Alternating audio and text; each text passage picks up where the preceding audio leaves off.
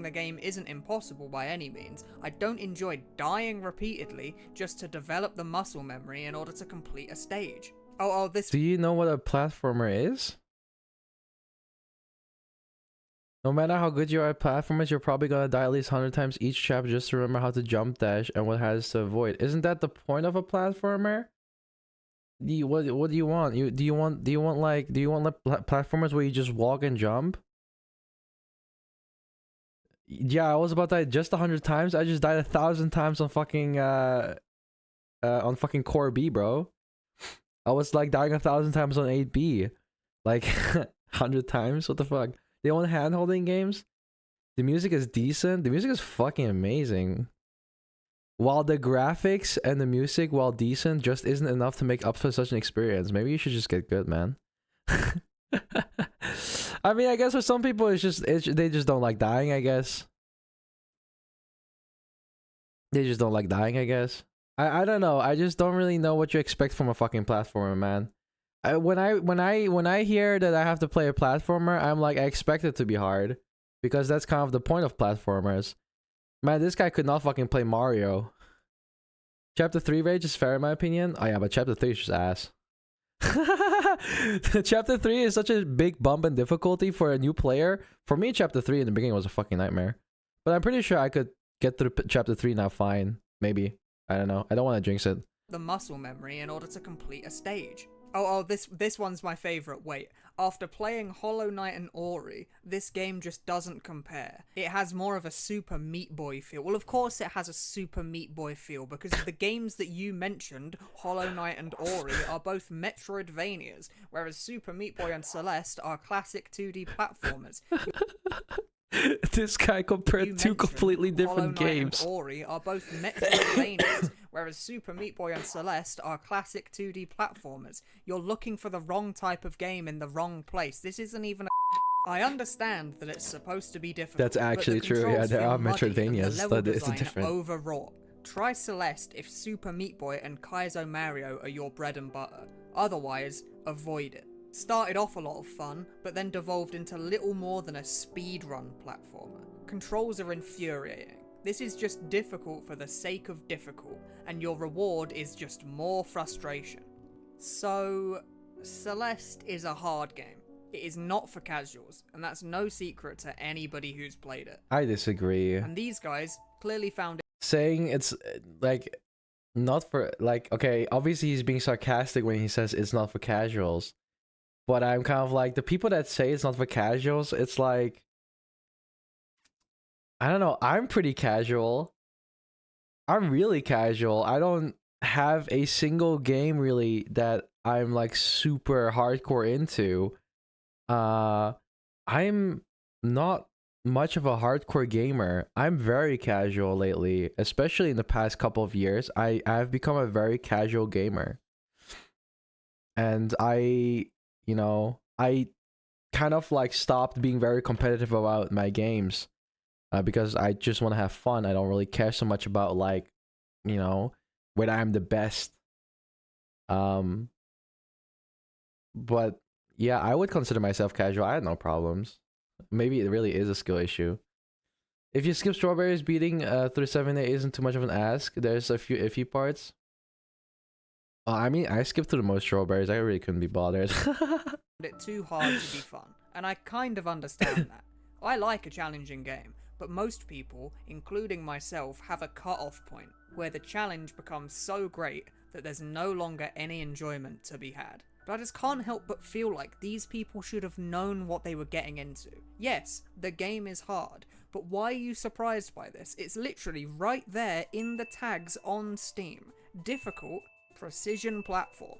Celeste has a particular type of difficulty that's not everyone's cup of tea. It requires mechanical skill to complete. Your execution is the thing stopping you from reaching the...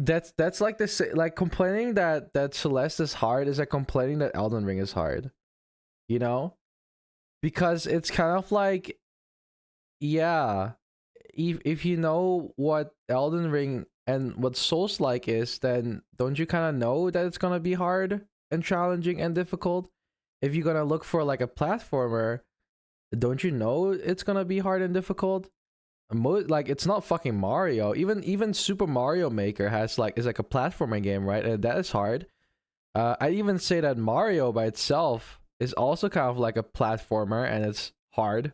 Well, hard is maybe an overstatement. Mario is not. Well, Mario can be hard, really. Most of them are hard. I don't really know what you expect. That's what makes it satisfying. That's the point. That's why platformers were made to begin with, right? Platformers have always been hard.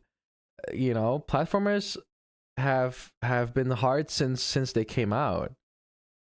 This is like, you know, hard, difficult, and challenging. Platformers have always been like that. They have always been like that. Honestly, I don't think I've ever had a platformer that was actually quote unquote easy. Like Super Mario Bros. Sure, like on the Nintendo, like that shit was like kind of like a breeze. They're always easy, but that's Mario. It's like a kid's game. But like even then, even in most cases, man, I'm pretty sure like some 10-year-old could beat your ass at Celeste, you know?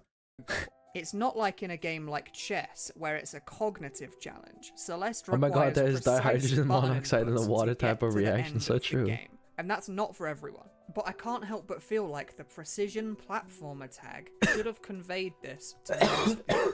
There was some stuff the reviews mentioned that I actually do think is worth thinking about, though. The movement in Celeste Ahead in is time isn't extremely really fluid and hard. responsive. You move But Ahead in extremely Time, fast. Ahead in and you can Time, but Ahead in Time is 3D, no? 3D platformers and 2D platformers, I think, have quite a difference in them. If only like 3D platformers are a little different. Like 2D platformers, like they make it hard by having it like, you know, you can only move like on a flat screen, whereas in 3D platformers can actually be pretty hard now that I think about it. But I feel like 3D platformers are overall easier. Unless you're playing like one of those rage games. Mario 64. Yeah, Mario 64 was a fucking nightmare. Mario 64 was actually unforgiving, man. See you in the morning. Good night, Emerald. Sleep well.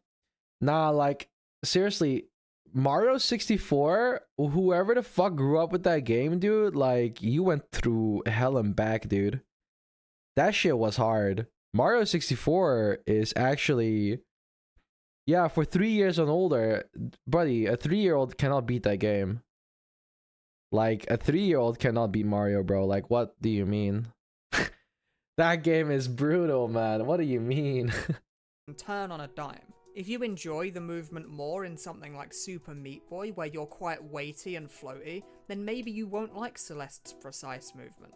You are okay with Super Meat Boy. It's actually crazy if you think about it, because like, you know, the older games, and I think for most of us, if we're like in the 20s, I think most of us, if you're in the 20s at least, and you're Gen Z, or even millennial, I think most of us grew up with like relatively pretty fucking difficult games.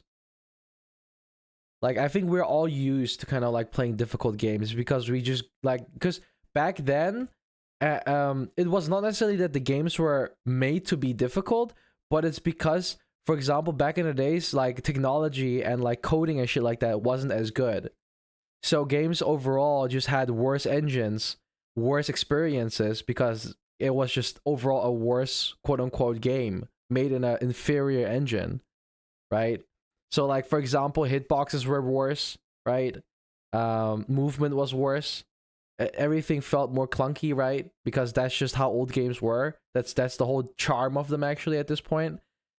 But I think most of us that grew up with those kind of older games are overall just kind of more okay with like the newer games being at least hard. So, you know, because Celeste for me, I think is also very nostalgic, because like it kind of like brings me back to like when I used to play like these older platformers that were like more difficult.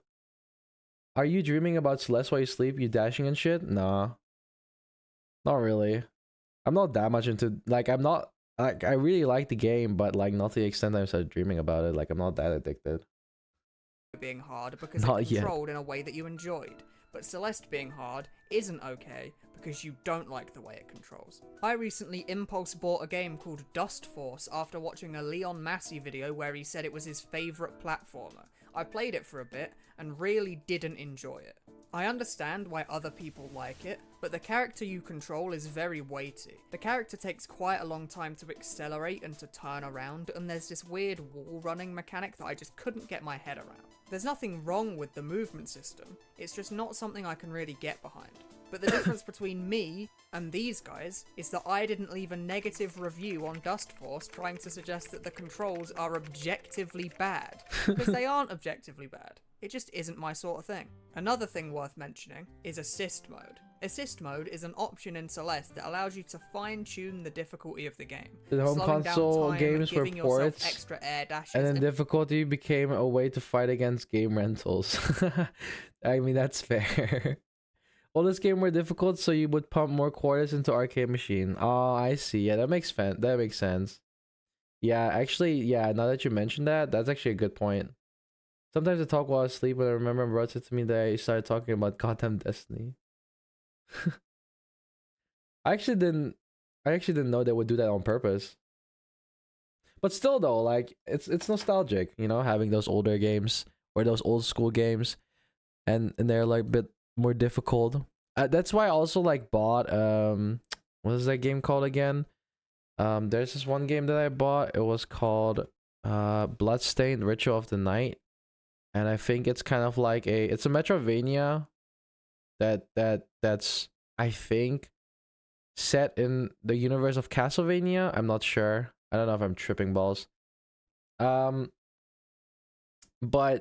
I bought that game, and I played it because it really reminded me of like the old school Metroidvania games, and I just wanted to re-experience that.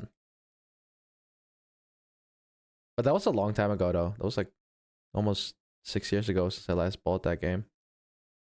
Or since I bought that game, actually. And even making The weirdest cheated speedrun world record. In late April of 2019, the Global Speedrun Association hosted an event titled PACE 2019.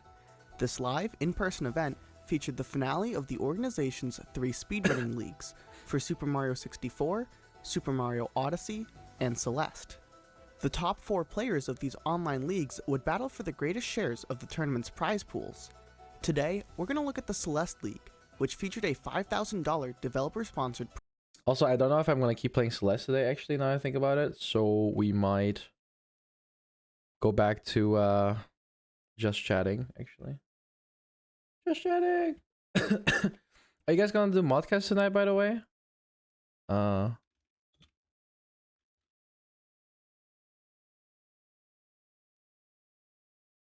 Yeah, we're gonna chill for a little bit and watch some speedrunners or something. Prize pool. The 4 Celeste speedrunners who qualified for the event were TGH, Fladervi, Chai Kitty, and myself. All 4 of these runners were potential world record contenders, so the competition would be incredibly tight. A week prior to PACE, TGH had claimed the world record with a time of 27:50, go to sleep. and the pressure was on the other runners to match similar times, in person and in front of a live audience. Thankfully, all of the other runners would deliver. The 4-day event would feature some incredible races, but the PACE 2019 $5,000 Celeste tournament would only be the second most notable thing in Celeste speedrunning history that weekend. Even though the first, second, third, and 5th place Celeste Any% speedrunners were away competing at Xanadu Games, a very peculiar image was circulating amongst the Celeste speedrunning community. A final time of 27 minutes and 43 seconds. This would be a world record time by almost 7 seconds. We already know it wasn't one of the top 4 runners who got this record, so who achieved this incredible feat? You might think it would be the 4th place speedrunner, Nero X2, but that is not the case. In fact, the speedrunner who performed this run had no submitted time on the leaderboards. His name is Phoenix 4K, and he is a really interesting speedrunner. While it has exploded in popularity in recent years, speedrunning is still a relatively niche hobby. As a result, tightly knit communities develop around it. Speedrunners often participate in their games' communities, sharing their progress and broadcasting their runs. Some do this to grow a community and possibly become famous, but most just want to Possibly submit become runs and share their famous. accomplishments with their friends. However, Phoenix was different. Phoenix would rarely share his personal best times. When he did upload his personal best runs on the speedrun.com leaderboards, he would frequently remove his submissions later, as when he deemed a personal best unsatisfactory, he would delete it from the leaderboards. While Phoenix did stream runs on Twitch, the majority of his best Celeste achievements were accomplished offline. So for most speedrunners and viewers, Phoenix 4K was not a well-known name, and he definitely was not in the conversation as a Celeste any percent world record contender. The only exception was a small group of top runners who Phoenix communicated with regularly. Many of these runners were aware of his runs and great skill at Celeste, as he had claimed to have unrecorded chapter world records, and many did not doubt these claims. From the snippets of Phoenix's gameplay that he did upload, his talent and dedication to the game was very evident. Many people in this group of top runners were aware that Phoenix was doing a massive offline grind in the month of April. His goal? The Celeste any percent world record. This would obviously be quite a feat, as the top Celeste runs are incredibly competitive, so the odds were certainly stacked against Phoenix. Well, on April 28th, 2019, Phoenix would shatter his goal, as he achieved a time of 27:43, which was submitted to the leaderboards and promptly verified. Phoenix was the Celeste any percent world record holder. A world record is obviously an incredible achievement, and usually it is an accomplishment that the runner is proud of. It's kind of like a virtual trophy that's displayed for everyone else to see. But Phoenix's run was really, really weird. Visually, the run featured a picture of a large green bird in the bottom right corner, with the accompanying text, "Long live Archie." The run also had no timer. Usually speedrunners use a program called LiveSplit to time their speedruns. That wasn't present at all, and Celeste's in-game timer was also turned off. This was actually fine for leaderboards at the time. There was no rule stating you needed to have a timer on, as the game would still show you your final in-game time after completing the game. Whoa. However, it was still weird, as almost no runners ran like this. Other than that, it was just a really fast Celeste speedrun. The audible portion of the speedrun was even more bizarre.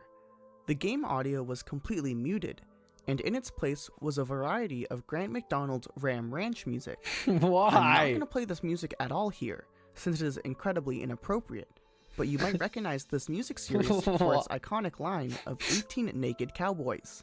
If you know this song, you know how out of place it would be for a world record speedrun. Of course, this speedrun was uploaded to YouTube, but with this weird speedrun, This guy's trolling for real. as instead of naming it something like Celeste any percent speedrun, Oh my god, there's a new quest, 27:43, family friendly for 20 it was minutes. instead called Celeste 2 Berries World Record. Wow. Phoenix categorized No this power speedrun hour. not by its impressive feat in the any percent category, but rather by the fact that it collects 2 optional collectibles. Just for the record, 2 berries is obviously not a category. What if this is the guy's hype speedrunners music? attempt Maybe, to dude. run. Needless to say, this is not a speedrun that would go in a virtual trophy case. To the average person, it appeared that Phoenix was not at all proud of this speedrun. Because of the oddities surrounding this run, and the general community's lack of familiarity with Phoenix as a top runner, some community members decided to further investigate the run's legitimacy. And after less than 24 hours of investigation, it was concluded that this run was illegitimate. So, how did they arrive at this conclusion? Who could have guessed? Well, Celeste has collectible red berries. There are 175 of them in total, and while there are categories that collect these berries, the popular any percent category does not require any of these berries to be collected. We usually coincidentally get at least 2 berries due to speed strats, one in the Celestial Resort and one in the Summit, but other than that, these collectibles are ignored in the speedrun. However, for casual players, they can pick and choose what berries they collect, and the game helps them track their progress, because if they pause the game, at the bottom of the screen there will be a berry indicator. There is a gray notch if a particular berry has not been collected yet. If the berry gets collected while the player is still in the level, the notch will be replaced with a red circle, indicating that the berry has been collected. If the player were to exit the level and then re-enter from level select, the berry notch becomes a blue circle, indicating that the berry has already been collected in a previous session. Oh, so he basically just quit out of the game and then rejoined and then just spliced them together, no? And then people would see that in the recording, he would have like the berries normally red when he pauses and then it turns blue or something like that. Indicating that he probably like quit the level and didn't do it in one go, which would make a run illegitimate, I guess. I guess that's how they did it. I don't know if that's the right idea behind it, but that's a stupid ass oversight though. I'm serious. If you're trying to cheat, that's a really dumbass oversight. If you think about it.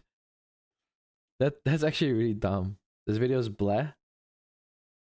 It's not good. In a speedrun, the runner will pause frequently in order to skip cutscenes. Specifically, at the very end of most chapters, the berry indicator will be visible as the player skips the final cutscene of the chapter. And for Phoenix's run, at the last chapter of the game, the summit, there was something interesting. Did you see that? Let me pause it for you. There are actually two discrepancies here. First, there's a blue circle on a completely random berry. Not only is this a berry that Phoenix didn't collect in the video, but it is also highlighted blue, which means that it was collected in a previous session.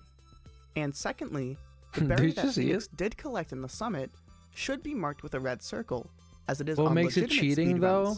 However, sorry, it makes it cheating because a speedrun, you're not you can't just like back out of a level and restart it and then cut that out of the recording. You cannot just take out time because you have to show that you play the game from the beginning to the end, quote unquote.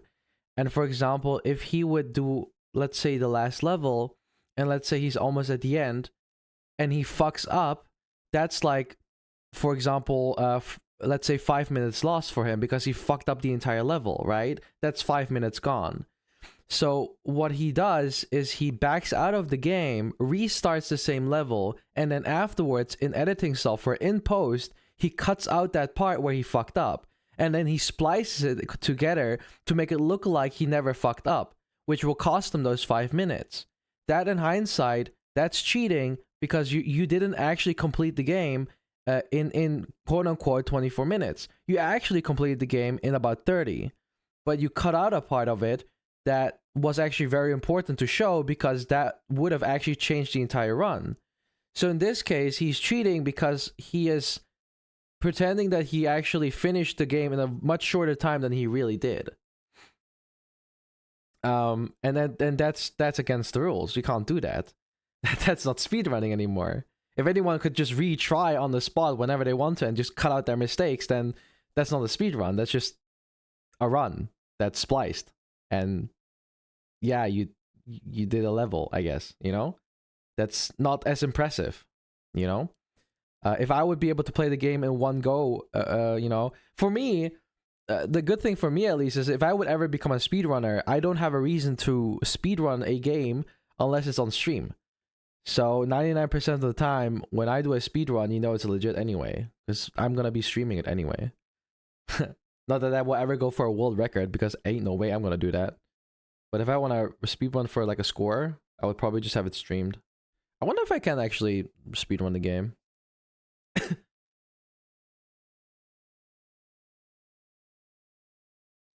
But yeah, that's speedrunning, you know? even though the video shows Phoenix collecting this berry, there is still a gray notch in place of where the red circle should be. This leads us to believe that this speedrun is spliced. A splice is when a runner edits multiple speedruns together in order to... He just explained what I was about, but he's about to explain what I just said. He's literally about to explain what I just said. to remove mistakes and create a near-perfect speedrun. Now, editing a run together isn't inherently cheating. Many of my favorite speedruns are segmented runs, which are literally spliced runs that show off speedrun strategies that would be very hard to achieve under normal circumstances. However, Submitting a speedrun like this to a leaderboard and trying to pass it off as a normal speedrun is unacceptable. Speedrunners will attempt the same speedrun for countless hours just to find mistakes in the last stretch of the run. This is a frustrating but normal part of the process for world record perfection. Editing your way around these mistakes might create an easier avenue for a satisfying end product, but it destroys fair competition in the process. Splicing is one of the most common forms of cheating across almost all speedrunning games. But I wouldn't even be proud of that though. Oh, I'm going to eat now. Good night, Lauren. Sleep well. Like, I wouldn't even be proud of that though. Like, if I would do like a speed run and I would fuck up at the end and I'd be like, I'm just gonna splice that shit together because who the fuck cares, right? And then try and submit it as a world record. And even if I get away with it, I really wouldn't be proud of it though, because I didn't earn it. If I want to win, I want to win fair, man. You know what I mean? Like, if I ever, let's say for example, I ever become like a speedrunner, I wouldn't really want to like splice shit together and then try and get a better score that way, because what's the point? Because I didn't actually truly win. And like, for me, nothing is worse. Like, I'd rather lose than win unfairly, if that makes sense, I'd rather lose. Because like, for me, it's not a deserved win. And I am too prideful of a person to take that and just not do, and just like nod it off, I would be like, nah, you can take that back. I don't want it. If I didn't earn it, if I didn't deserve it, I don't want it, I feel like I would have to deserve it. And it is possibly the worst thing that a speedrunner can do. Given these discrepancies in Phoenix's video, the only logical conclusion is that this speedrun is spliced. The footage we see at the start of the summit has to be a different run from the footage we see at the end of the summit, as otherwise these berry counts would line up. And after even more investigation, moderators noticed something else very strange about the run. Remember how there was a giant green bird in the bottom right corner of Phoenix's screen? Believe it or not, this bird was complicit in Phoenix's cheating scheme. Normally, when you unlock a new checkpoint for the first time, a save icon is displayed in the bottom right corner, showing the player that their save file has been updated. However, this only happens if this is the player's first time entering the screen. If a runner were to be splicing a speedrun together, and they were on a save file where they had already beaten the level, this save icon would not be displayed. The fact that this portion of the screen was covered leads us to believe that this save icon did not appear when it should have at points in Phoenix's run. This was not hard proof like the berries, but it was incredibly compelling evidence that this run was beyond suspicious. One day after the run was verified, moderators officially announced that this speedrun was illegitimate. This was confirmed later when Phoenix would admit to splicing.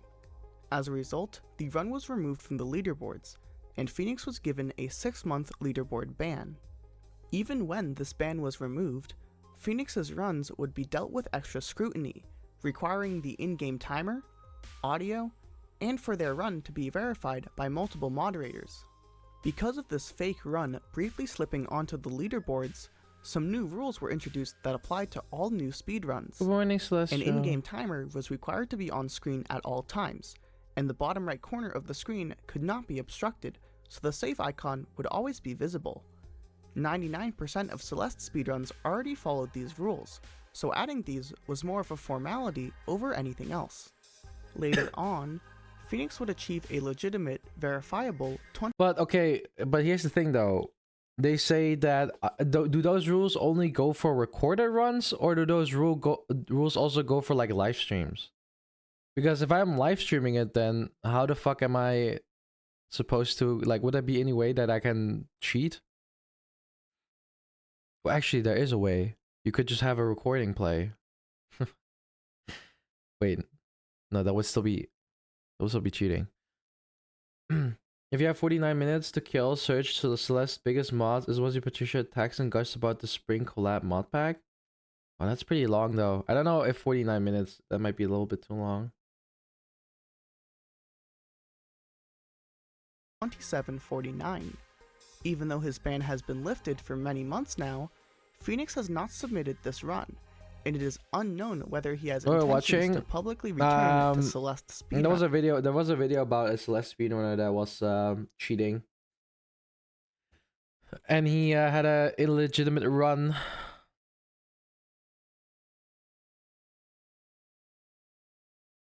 There's also this one interesting video that was about Super Mario 64 speedrunning.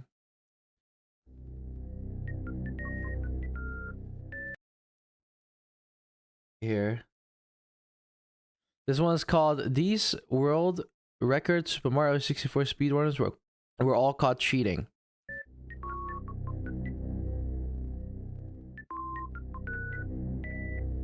Okay, then. Beep boop, beep boop, beep boop, beep boop. Beep boop, beep boop, beep boop. We've already covered a story about a recent cheater in the Super Mario 64 community.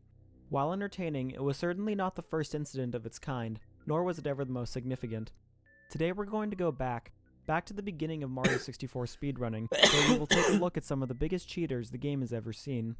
Every single one of these cheaters has claimed to have a world record time in some category of SM64. The effect that these runs have had on the game as a whole cannot be overstated. And yet, as time has gone on, many, if not most people, have become wholly unaware of them. Remembering their stories is not only interesting, but necessary if our competition is wished to be kept alive. Nearly all of the information covered here has been researched and documented in write-ups made by SM64 historian Frosty Zako. Links to all of his amazing work can be found in the description.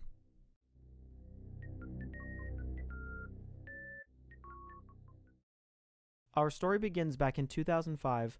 Speed Demo's Archive was the biggest website for both speedrunning discussion and competition at this time. The site had finally opened up its forums to feature more games, and Super Mario 64 had just enjoyed its first year of healthy competition on its leaderboards.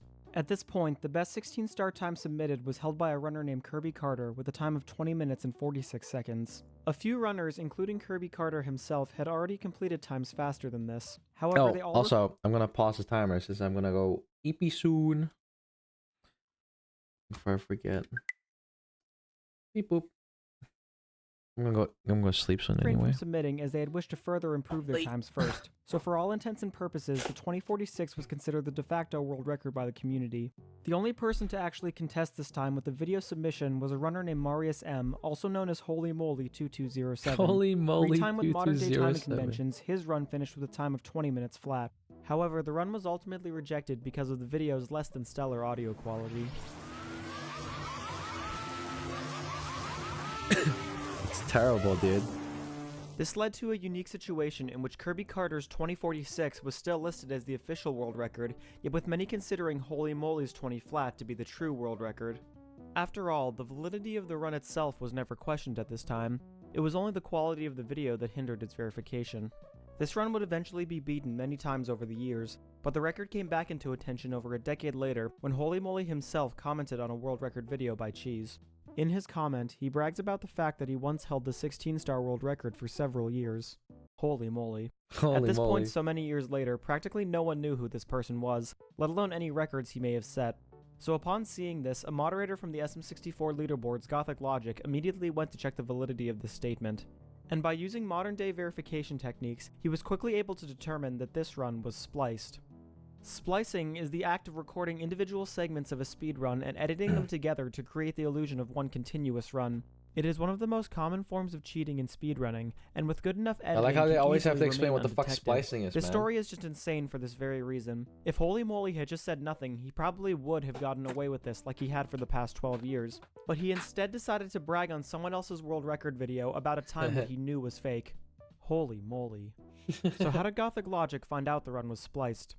Well, in most analog video recordings, a noise known as a mains hum can be heard in the background. Under normal conditions, this hum will be constant and uninterrupted throughout the recording. However, in an edited run, this noise will stutter during a splice. When looking at the audio of Holy Moly's run in a spectrogram display, you can see a clear gap in many spots of the waveform. This Oh very my method is how God. a large number of runs were confirmed to be cheated throughout Mario 64's history. That's crazy. For another example of this kind of cheating, enter Miles B, better known as Shadow of Miles. Miles was an extremely skilled and well-respected speedrunner in his time, not only in Super Mario 64, but in many other games as well. He began his speedrunning journey back in 1998 playing Mario Kart 64, where he held numerous shortcut records and pioneered many famous lap skips. In Super Mario 64, he additionally held 70 separate single-star records, all at the same time. However, his achievements in the game reached their apex on May 11th, 2008, when he took the 16-star world record with a time of 18 minutes and 30 seconds. This time not only beat the unsubmitted world record by 38 seconds, but also the de facto record set by Holy Moly all the way back in 2005. Up to this point, Holy Moly's run was still not known to be cheated, and was still the fastest time submitted to the SDA leaderboards. And so over 3 years later, this time set by Miles was the first one to finally beat it with video proof. This run went on to be a widely respected milestone in the history of SM64. It was the last 16-star record ever submitted to Speed Demo's archive, and was therefore visible to anyone who visited the page for almost a decade afterwards. Many people were introduced to Mario 64 speedrunning because of this very run, and naturally looked up to it with a great deal of respect. Almost nobody had even considered the idea that such a prestigious run could be anything but completely legitimate. However, in 2014, the very same methods used to catch Holy Moly 3 years later were used here on Miles' run. Once again, it was discovered that there were clear gaps in the audio of the run, confirming that his record was spliced. Out of hundreds of legit records, this run was the only one that Miles had ever cheated. But despite his otherwise clean reputation, it seemed that not even the most prestigious of runners could be completely absolved of cheating. Miles was immediately confronted about these discoveries, and he eventually made his own statements in a forum post discussing the incident. Its contents are They strange. fucking sent him a whole ass fucking restraining letter or something. What the hell? All this? Dude, chill, man. What does it even say? As far as saying why so quiet goes, I just want you guys talking. I'm actually gonna make this very simple. The video was spliced. Allegations are true. The evidence speaks for itself. I apologize to SDA. Please, by all means, take the video down immediately. It never should have been in the first place. Damn.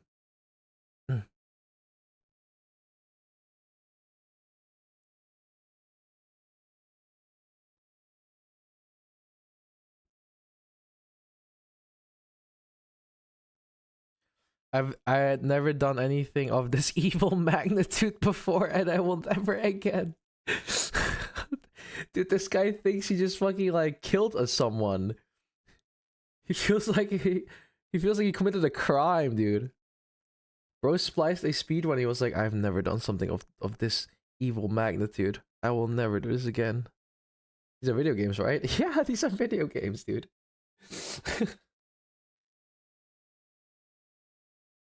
I also bought groceries. I had my stock. My new place $4 later. My stuff is full. Let's go!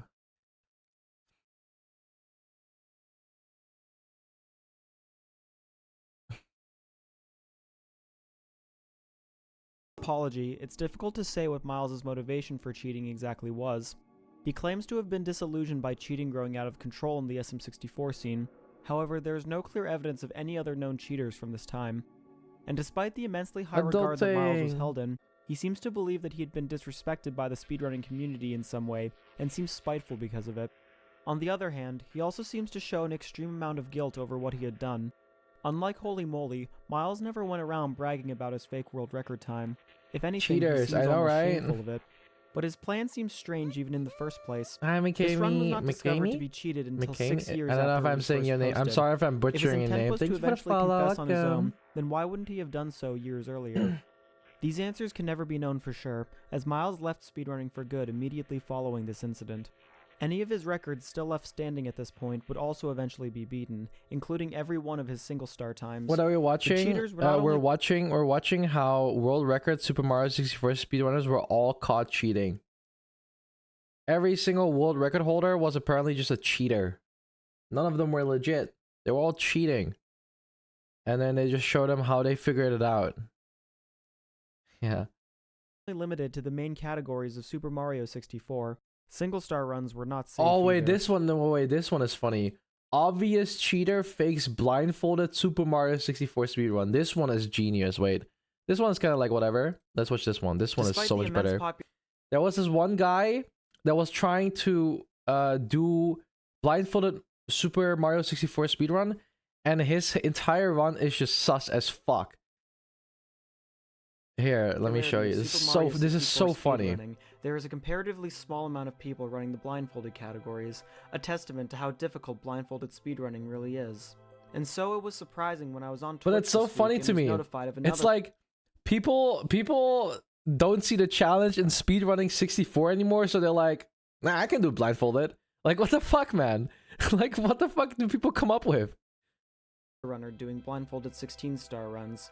Blindfolded runs of Super Mario 64 have recently been made popular by a small but extremely dedicated group of runners. However, there are clear differences between the runs that those already established players have done and the runs that this particular They just person smacked a is mosquito. completing. Kill the The main difference, mosquito. of course, being Obvious that this cheaters are the particular funniest. runner is Yeah, creating it's fake so runs and genius. attempting to pass them off as real. I have here a video of one of these runs, and I aim to show some of the This clear guy is so discrepancies funny, between man. this run This and guy the is so genuine funny. blindfolded runs of SM64 that are out there. When watching this run, it's important to note that the author claims not to have practiced blindfolded speedrunning Here, much at all. wait. Let me move my chat so you guys can see his face as well. So you can see how much full of shit he is. Here, I'll move my chat down for you guys. This is apparently only his third blindfolded run. He claims to make up for this with the fact that he's been playing Super Mario 64 for the past 3.5 years. However, it should be noted that despite the amount of time he has spent on the game, the best time on a run he has currently submitted is an 1826, a relatively mid-level time for 16-star. The first thing that actually put me off when I was watching this run was the fact that the streamer had both follow alerts and text-to-speech alerts on.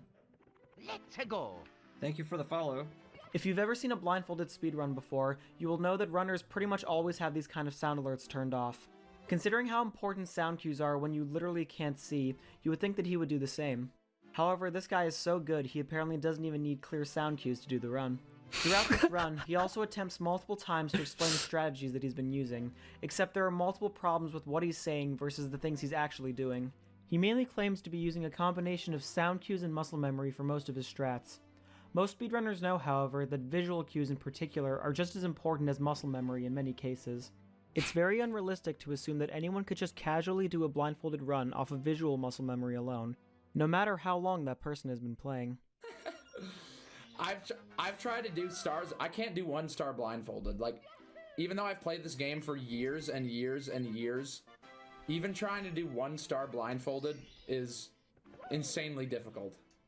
That's what I was thinking as well. I feel like if good night, Neo Wolf. For me, in my head, it's like, okay, listen, man. If you have played a game for 3 years, there is no way you can beat any game fucking blindfolded. 3 years is not nearly enough to remember the entire game from memory. I remember I saw Shay doing a blindfolded Undertale run, and they actually did really well, but I can imagine that Shay has been playing Undertale for years and years. I cannot imagine someone just playing a game for 3 years can know how to fucking play a 3D platformer flawlessly. Blindfolded? That's crazy. I don't know. That seems like a very short time. Blindfolded speedruns often employ what are called normalized strategies. A normalized strategy is any strat that is done in such a way that the outcome is always exactly the same. In Super Mario 64, many of these kinds You of have the actual strategies can fucking be perfect employed. photographic For memory to even example, come close to that. I moving know, in a right? cardinal direction on a controller with notches, using 2 slow walks to ledge grab at the corner of a platform, or punching against a wall to push Mario backwards a fixed distance are all normalized strats. As you can imagine, these kinds of strats are often completely different from the ones you would see in a normal run, and require hundreds of hours to properly learn. And yet this person is claiming to have a 33-minute time after openly admitting to having little to no preparation. Keep that in mind when you look at the so-called blindfolded strats that are claimed to be employed here. The run begins in Bob-omb Battlefield with Behind the Chain Chomp's Gate. Looking at a legitimate example Blind by Gamer Bovia, shows how he you can plays see that Legend a of Zelda: consistent Ocarina of setup with Time. clear Is it also a intention video? being used in order to get onto the Chain Chomp's pole. Note the use of a notched angle and fixed camera in order to guarantee a direct path to the pole from the corner of the gate. Comparatively, this runner seemed to have absolutely no normalized setup whatsoever. He takes what looks like either an intentional death or a legitimate mistake, and then tries again a second time. This time around, he seems to be using an almost completely different, yet still unnormalized setup to get onto the pole. The unexpected hit that he takes here from the Chain Chomp should have immediately thrown him off, and yet he is somehow still able to turn around and recover. The runner seems to be using intentional mistakes along with fake setups to try to sell the idea that he is actually blindfolded. Many more of these will come up throughout the run. The run is already off to a suspicious start, however the first absolutely massive red flag appears in Womp's Fortress when the runner decides to opt for Owlless, a strat usually reserved for sighted runs.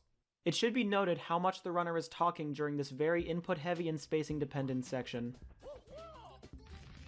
Did I check for saves? No, because I don't save the game. Again, anyone who has watched a real blindfolded speedrun before knows how quiet runners tend to be during difficult sections. With how much focus and skill are required to complete a blindfolded run, it's an anomaly that this runner with barely any practice is so casually able to do a strat that no other blindfolded runner has attempted. And yet with absolutely no normalized strats, he seems to do everything with some relative ease. Looking at a run that this same runner has done without a blindfold, you can actually see that he can do the exact same movements, blindfold or not. His muscle memory must really be that good. On his first attempt, he is able to triple jump wall kick up to the floating island without giving himself any sort of indication where he is. With absolutely I was no about to say, because how the fuck he know where the fuck you are after that? He just jumped up a tree and flew up. You can actually see that he can do the exact same movements, blindfold or not. His muscle memory must with like the most perfect camera movement I've ever seen. Really be that good. On his first attempt, he is able to triple jump wall kick up to the floating island without giving himself any sort of indication where he is. With absolutely no normalization, he's able to attempt and fail Owlless 3 times before finally landing it a 4th time. He even comments on the fact that he should probably learn how to use the owl blindfolded. Maybe I should learn how to just ride the owl blindfolded. It's anyone's guess why he didn't opt to learn this much more consistent strat in the first place. In the next star, he goes for the traditional cannonless setup that you would normally see in most sighted runs. Once again, looking at a blindfolded version of this strat, there is a clear intention with every input using normalized movements and guaranteed setups.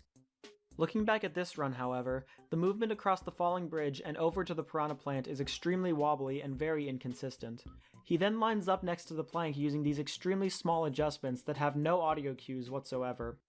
Anyone that runs this game or has even tried this trick before knows that it's pretty precise. The only possible way anyone could do it blindfolded with the movement used here would be if they weren't actually blindfolded at all, and were instead using a distinctly visual cue. The run only gets more and more suspicious from this point onward. Following a couple more extremely wonky and unnormalized setups in Cool Cool Mountain, we reach Bowser in the Dark World, the first Bowser stage. Here, only a true gamer such as this man would be able to somehow sidestep this Goomba, quickly make his way up the path, and then do this long jump to the next red, all completely blindfolded and with absolutely no setup necessary. Simply amazing. How the fuck would you know where that is, bro? He then punches a Goomba that he claims he heard, even though there is no good way of gauging distance that precise with sound cues in SM64. I heard you, Goomba. It would have probably been both faster and safer to just keep walking forward anyway. I heard you, Goomba. Notice then the small adjustment he makes in order to be lined up with the final slope. Anyone who is actually blindfolded here would have almost certainly kept holding right with no adjustment. And yet this man somehow Why the fuck did he okay, anyone who is actually he jumps here on this platform right with no and then stops randomly out of nowhere because he realized he was being too fast. Randomly decides to stop in the middle of a platform that he definitely knew he was on, and then suddenly has the most perfect adjustment. Like, how is no one in his fucking chat seeing this and maybe considering that this is kind of maybe fake? Like, what? Somehow knew he was just a little too far down, despite having absolutely no real setup beforehand. If none of this was suspicious enough, then next we have the first Bowser throw. Looking at legitimate runs by Katoon and Bubsia, we can see that a setup is being used to slowly move Bowser into the bomb without even throwing him. For a faster strat, you can also toss him a little earlier with a slower spin, which provides a much larger frame window than normal to hit the throw. It should be noted that there is also a consistent way to throw Bowser at full speed, using a combination of pause buffering and a sound cue. When Mario is spinning Bowser, a distinctive whoosh noise will play. This noise will always play whenever Bowser faces north, regardless of the camera angle or Bowser's orientation when grabbing him. Wow. Furthermore, the whoosh will make a slightly different sound depending on what frame you pause on.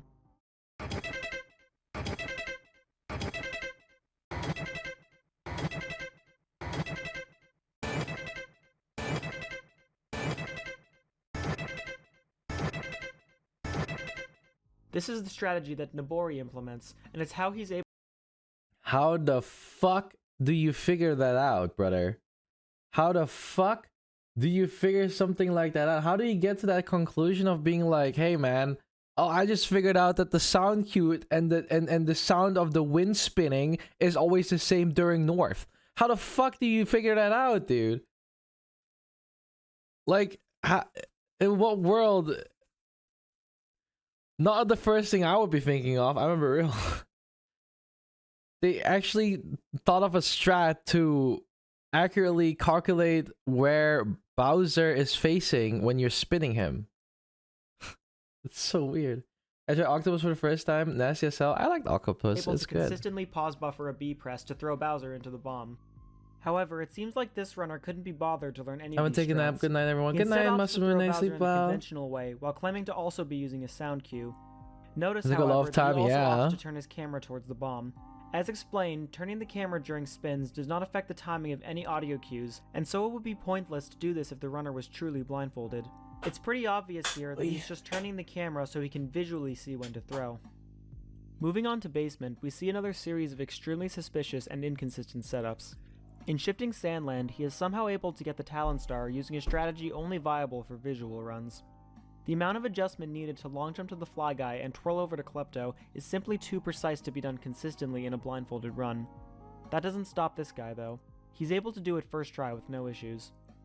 In Hazy Maze Cave, however, he reverts back to setups that might pass as blindfolded to try to further sell the idea that he cannot see.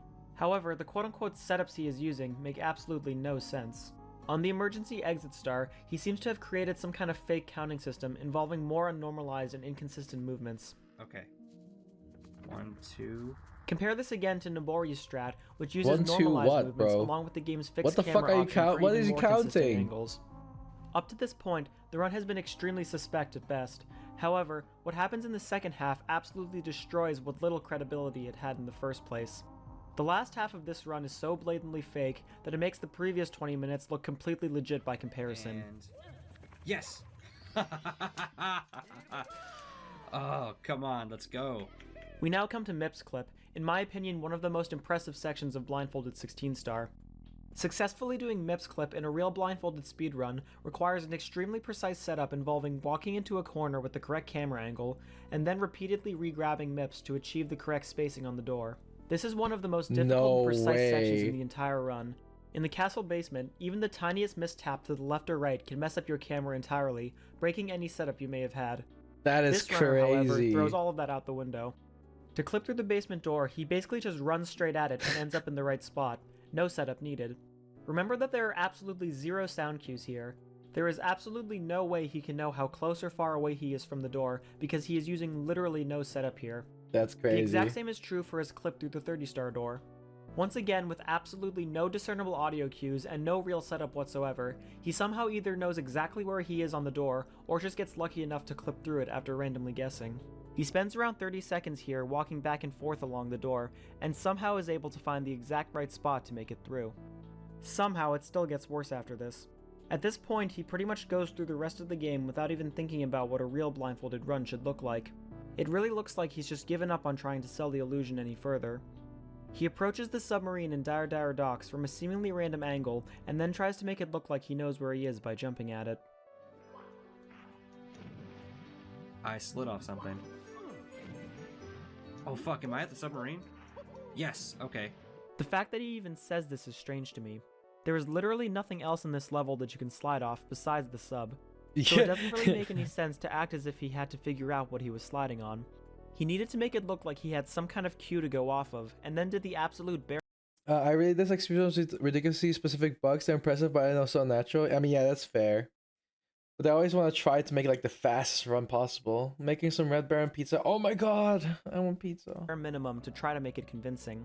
He then approaches the back of the sub as you would in a normal speedrun, but he ends up under the fin, causing the camera to go in an awkward direction.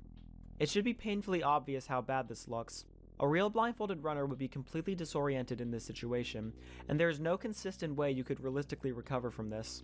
Despite this, he is somehow able to loop back around at the perfect angle and lands back on the fin, once again with absolutely zero sound cues or any Can setup. you just order some pizza? Nothing suspicious to see I can't. here. It's 6 a.m. for me. They're all And then there's closed. Fire Sea.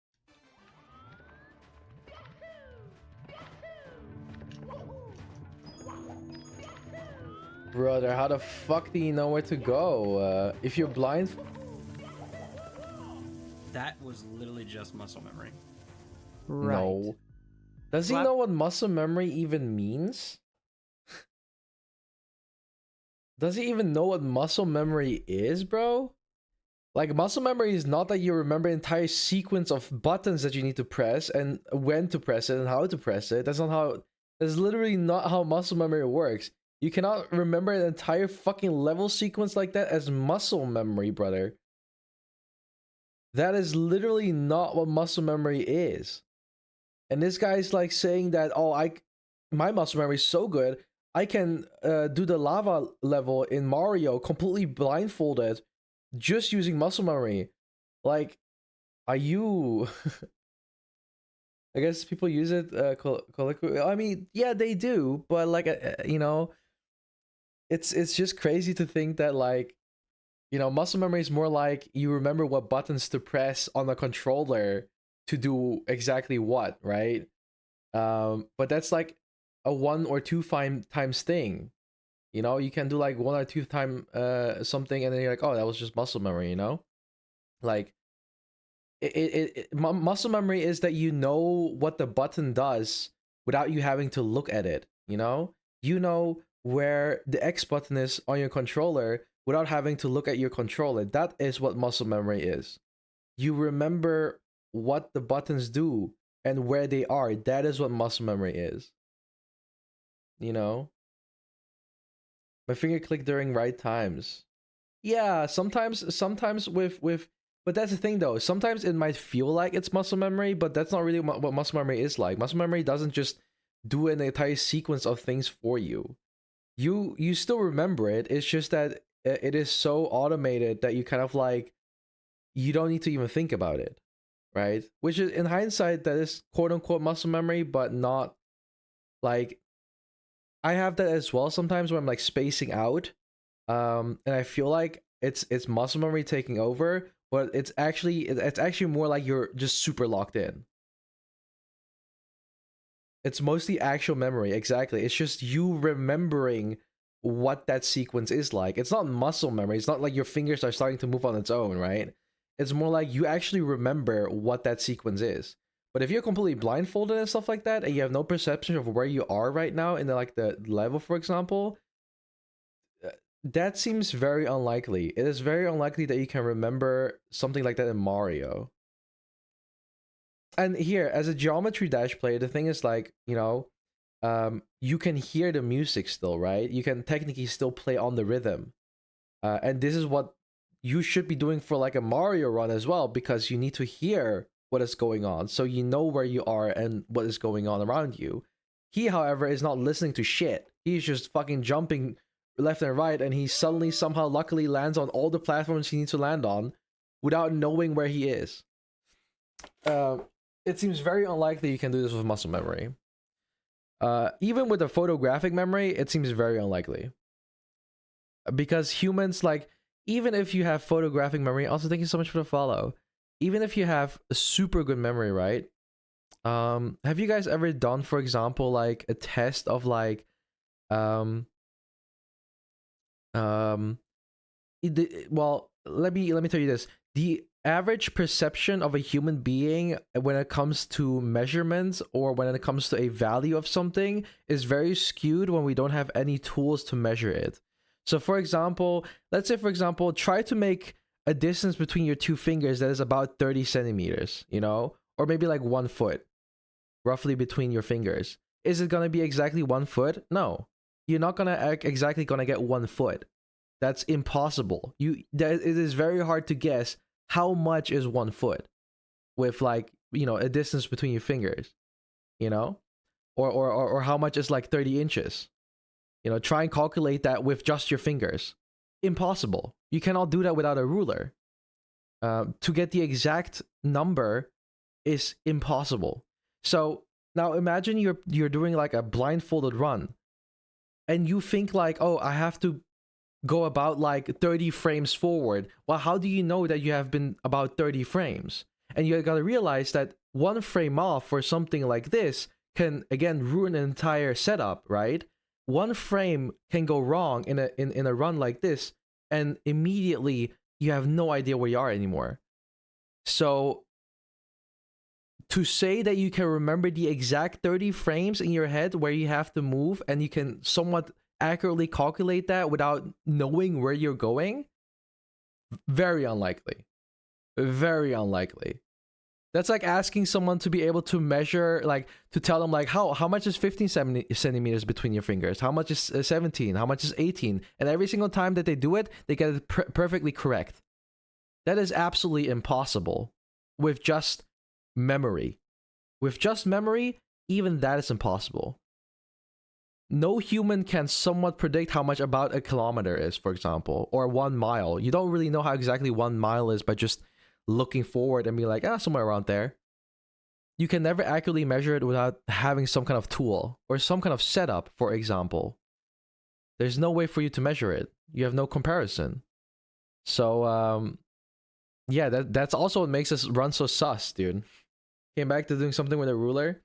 No, I was talking about that the overall average estimate in where people can guess how far something away is very skewed. And then I said, for example, try to make about 30 centimeters of distance between your fingers. The odds of you getting exactly 30 centimeters is near impossible without a ruler. And then it's comparable to something like this, like a blind speed run. It is very unlikely that you can exactly estimate how far something away is by just pure memory, because humans are just not that accurate. It is very unlikely. I think there are some mad autistic dudes who get perfect measures 99% of the time. Some are very, very, very good. But even those people that are like, that have like that special ability of remembering shit like crazy good, even they will be off. And you gotta remember, for this guy, this cheating speedrunner, because this was eventually cheating, right?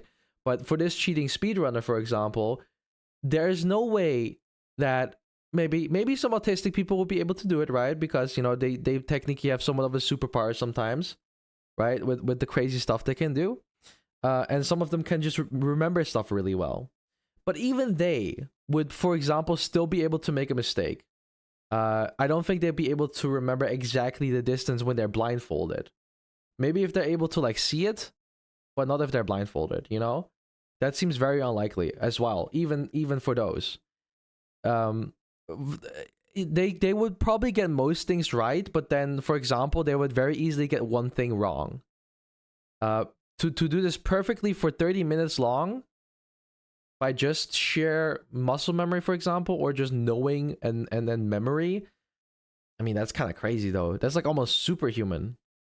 That's almost superhuman, in my opinion. If someone could do it like he did, like, blindfolded actually.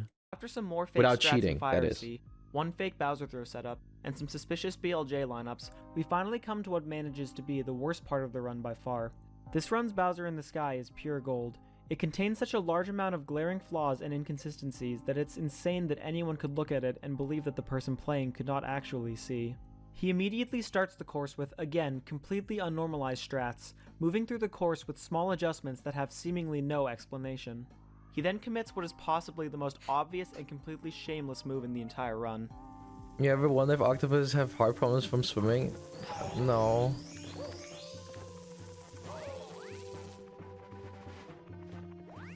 Fuck, I didn't get that extra life. I was laughing my ass off when I first saw this. Not only does he somehow know exactly where the 1-up box is, but he also knows exactly what direction the 1-up will go in once it spawns, something completely determined by RNG. Then, after chasing it on a moving platform for a completely arbitrary amount of time, he somehow knows exactly when and where to jump to the left. You don't even need to know anything about Super Mario 64 or blindfolded speedrunning to understand that what just happened is completely bullshit. Immediately This after is true skipping the though, because first how is he 1-up, supposed to he messes know? around on the first rotating elevator, grabbing the next 1-up in the process. Like, how the fuck? Yes. Okay. How the fuck All do you clearly a know, calculated bro? setup. After this, he once again makes an intentional mistake in order to make people think he's actually blindfolded. I fell off. I can tell I fell off. This is somehow the first and only time in this 40-minute run that he accidentally runs off of a platform. Except immediately after falling off, he somehow also knows to pull back to the right so he doesn't fall all the way down. Only then does he comment that he knows he's fallen down, again with absolutely no discernible sound cues. Following this, he traverses the wooden platforms and tries to go for yet another one-up. There should be a life on one of these. He clearly saw this one-up with his eyes, but then remembered he was supposed to be blindfolded, so he passes it off by Then he remembered he was supposed to be blindfolded, and then he turned around. acting like he knew there should be a one-up there and goes back to grab it. Again, no setup whatsoever. Ha, got it. Watch now How as the he somehow fuck do knows you exactly know where he that, is on the spinning man? platform and knows exactly where the first pole is. Again, anyone who is actually blindfolded here would have probably just kept holding left and run off. However, this guy is able to make a completely random amount of adjustments to make it onto the pole. He then makes his way to the next pole and grabs the red, which he seems to be using as an audio cue. Okay, I know what pole I'm at. Then, immediately I after know what jumping pole off I'm of the at. pole that he knows Must he be was the just gaming on, chair. he attempts to use two bob-ombs on the next platform to further determine his position. There should be like some bomb-bombs up. Yes, okay. This is absolutely pointless as he had already just verified where he was. All he had to do here was hold forward and he would have reached the next wall. At this point, he once again reiterates the fact that this is only his third blindfolded run ever. This is your second blindfolded run, isn't it? Technically this is my third. The first one I did was like... Welcome back, I don't know. Rary. I don't remember how long it took me. In the last 4 minutes alone, there have been countless points of extreme suspicion. From the moment he enters the stage to the moment he enters the final pipe, there is almost nothing that could be considered even remotely legitimate. However, the final Bowser throws that he does in the next 4 minutes are somehow even worse. He begins by grabbing Bowser using the normal visual method. Running around Bowser with a tight enough circle to grab him is something that heavily relies on visual cues to properly do. This is why in a real blindfolded run, a setup is used for the first two grabs that involves luring Bowser to a bomb from the edge of the platform. For the final throw, a separate normalized setup is used. And yet, after only one miss, this person is able to grab Bowser in the Linking normal guys way, and no much guys problem. VC, but they're Note sleeping that now. after this first mistake, he does not miss a single tail grab for the rest of the fight. He then winds up for the first throw and misses. Once a throw is missed, Bowser will jump back onto the stage differently depending on where he fell off. There isn't a very good way to account for this, so the only real backup is to run off and try again from the beginning. But this guy doesn't do that. He instead goes for a re-grab and gets it, again with no setup and no sound cues. He hits the throw on his second try, again using the normal visual method of throwing. During his second throw, he stops and talks for about 30 seconds to explain how he first learned to speedrun How often blindfolded. have you practiced outside of stream while blindfolded? A viewer is asking. Actually not a lot. I feel like if I practiced more, I'd be a lot better at it. Most of this is just muscle memory and listening to the audio cues. But I've been speedrunning and playing Mario 64 for 3.5 years solid. So like I could, and well, during streams I would like, because I knew before I did my first blindfolded run stream, I would test myself by just like looking at my other monitor or just looking at like away from the TV and doing the run. He is once again constantly talking during a section that should take an extreme amount of focus to execute, and yet he still figures out exactly when he needs to throw Bowser. Oh fuck yeah. After messing around for another minute, he then gets another re-grab, once again with no setup or any possible audio cues.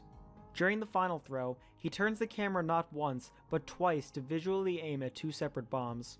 He then goes on yet another explanation about how he's able to do Bowser throws the way he's doing them. So what I'm doing right now, the reason why it's taken me so long to throw him is because I'm trying to time it based on like where my thumb is on the controller, on the thumbstick, because that's typically like a right around where Mario is, like the direction that he's gonna throw. So I need it to be like, if I No, it's not. What are you talking about? What is he saying, dude? think the bomb is where I think it is, if the bomb is where I think it is, and I'm looking at it, then Obviously, none of this makes sense in the first place, but he is directly contradicting himself here. Here he says something vague about using where his thumb is on the stick to know where Bowser is, which already makes no sense on its own. Except he also mentioned in his first Bowser throw that he was using sound cues. Bowser is a little bit tricky. The sound cues on this is actually kind of hard. Okay. This whole time, he's just been giving fake technical explanations to try to convince his viewers that he actually knows what he's doing. Except he also misses this throw because he was too far away to ever hit the bomb in the first place, something he probably should have known whether he could actually see or not. Maybe he's only pretending to be blindfolded so he can hide the fact that he sucks at Bowser throws. Oh. Fuck, okay. He eventually does land the last throw, luckily avoiding all the fire on the ground and barely avoiding running off the edge. Nothing but pure skill and game sense. After the run is over, he is challenged multiple times by one of the only doubters You in can his feel the chat. fire, dude. He's asked to verify that he can actually do blindfolded Bowser throws, but refuses to do even the simplest test to prove it.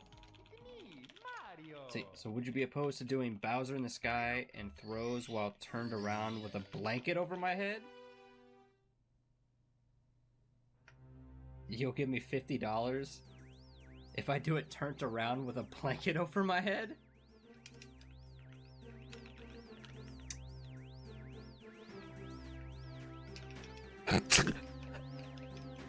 Well, that's outside my expertise, guys.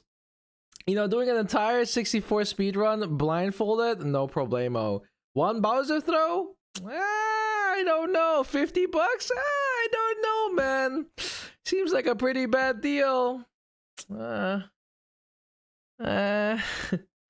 feel like this guy's chat knows something is up. Yeah, but his reaction is also not like, you know, because it's $50. If you can do it, it's free $50. Like, the fact that he didn't accept here was already made him like he lost. No. Despite the glaring flaws in this person's gameplay, he has somehow been able to convince all but a few of his viewers that his blindfolded runs are legit. Messages in his Twitch and Facebook gaming chats show that most of the people watching him are completely convinced that what they're seeing is real. The best I can possibly assume in this situation is that he may actually be doing some of these parts at least partially blindfolded, only peeking through the blindfold whenever he's completely lost or doesn't know what to do. It's either that or the blindfold is just completely see-through, and his only goal during the run is to make it look like he can't actually see. I almost thought this run was a joke, but it's clear from the way he's talking about his gameplay that he's completely serious. I can only speculate on this person's motives for faking these runs, but my best guess is that he's doing it for either the money or the views. It should be noted that during the run, the only way to communicate with him was to donate bits to play a text-to-speech message on stream. Considering the run is fake, this just seems like a scummy way for him to take money from people, but honestly for only 1 bit per message it doesn't really seem that bad. If the amount was any higher I would probably have a much bigger problem with it, but whatever small amount of money he did collect is probably the least of our worries here. There hasn't been a notable cheating incident in the Mario 64 community for a few years now, so I guess we were about due for another one. By faking this run, this person has not only made a complete mockery of blindfolded speedrunning, but has also detracted from the hard work of people who have actually put in the insane amount of time needed to do this for real. How the fuck would you know I'm blindfolded, man? How the hell would you know I'm blindfolded? I have to cover my entire face, dude. Celeste speedrun blind, that's impossible. You can't. You cannot do Celeste blind. That is impossible.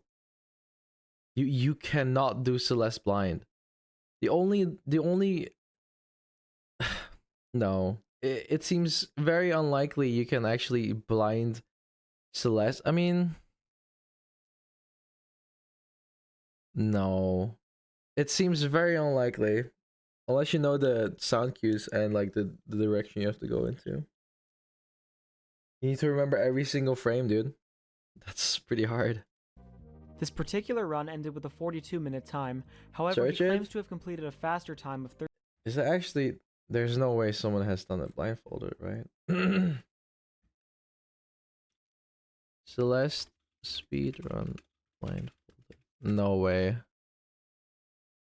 Fuck off. Hello. So, a while ago, I was trying to speedrun Celeste, and after practicing some parts over and over again, I thought to myself, hey, I could do this with my eyes closed. Could I? Well, let's find out.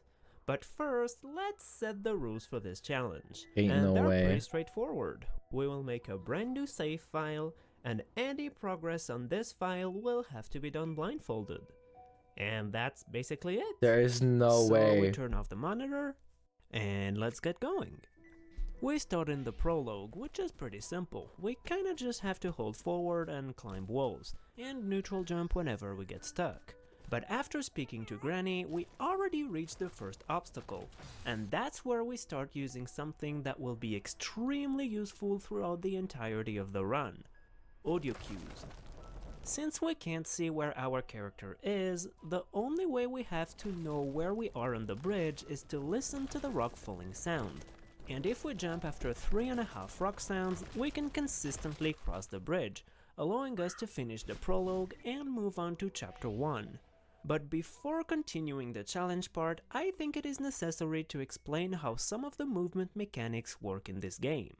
Under normal circumstances, Madeline has access to one jump and one dash, and while the jumping part is pretty straightforward, the dash can be used in a lot of different ways, and those different ways have different names.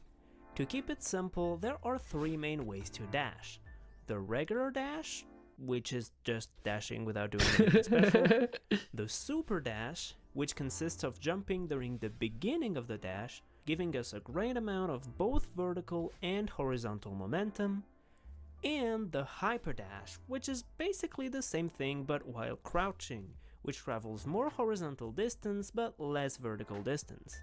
Also, if Madeline is still on the ground a few frames after dashing, she regains her dash, so if we delay our jump, we can do what's called an extended dash, allowing us to get one more dash in the air. That's And crazy, if the dude. platform is too small for that, we can also do it against a wall, which is called a reverse. You Alright, can? there's a bunch more movement tricks in the game, but I didn't will know you could explain do them that. when What we the get there. fuck? For now, let's return to chapter 1. The first screen is just a matter of dashing into the walls and climbing them. Then we use the sound of the spring to cross this gap. And in the next room, I start to realize the first big problem with this challenge: the blindfold. Wait, there's a little issue.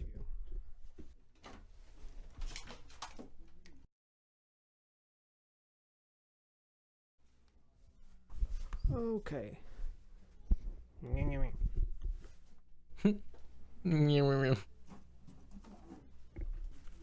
There we go.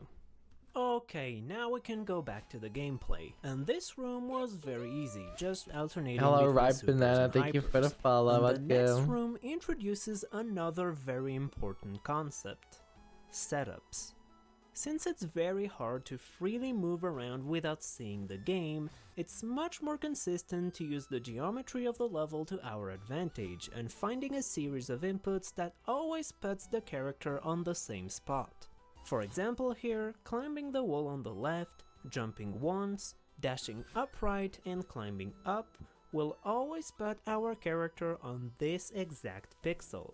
And then we just have to ride Give the a platform bottom to the energy. What next the room, fuck? where we neutral jump on this wall to reach Why? the top and dash up after hitting the small wall. And this room is where Correct. my Shut memory starts to up. wear out. What do you mean? Dash up, neutral jump. What? Man, what the? missed it. Why is that the first fucking message? There's no way that this guy fucking like blindfolded.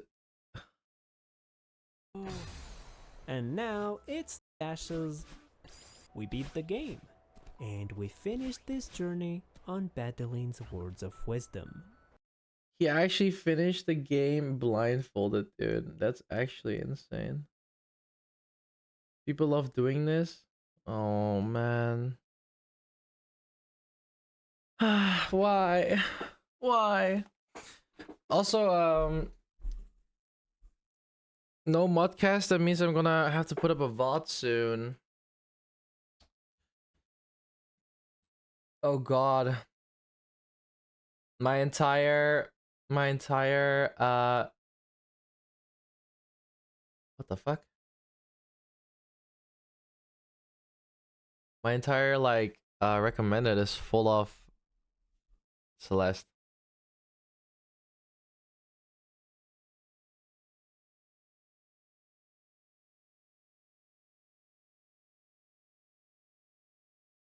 Mm.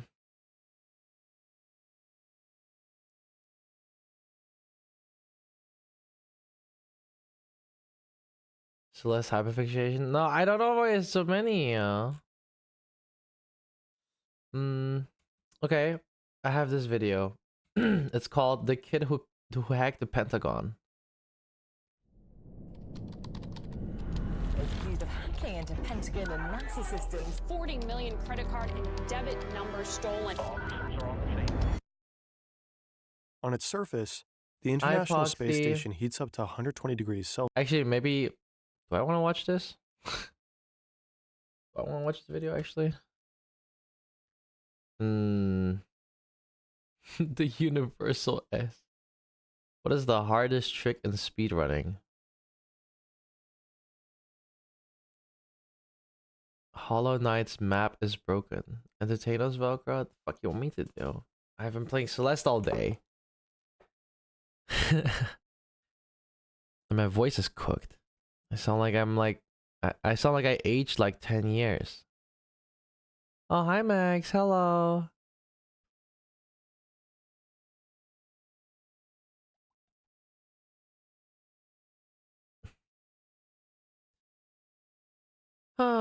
Let's see, what else do we have? Herm.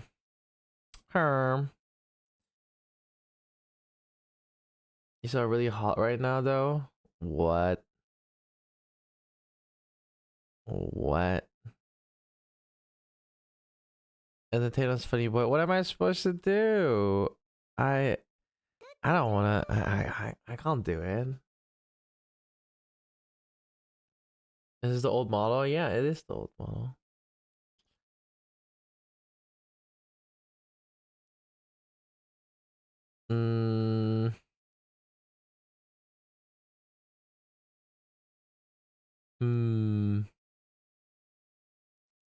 Her.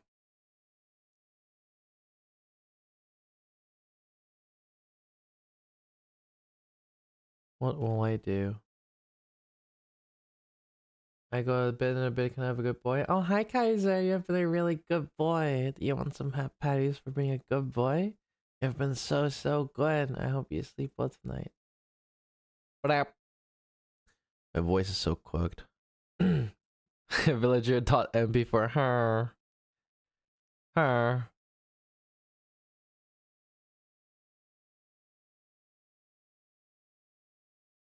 Yo.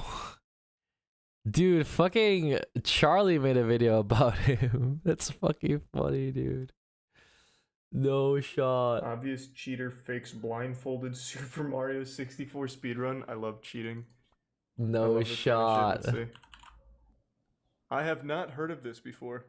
Despite the immense popularity of Super Jesus, Mario what is that? A 64 fucking That voice was soiled diaper hot. on his face? What's hot? of people running the blindfolded categories, a testament to how difficult Or like a heating pad? really is.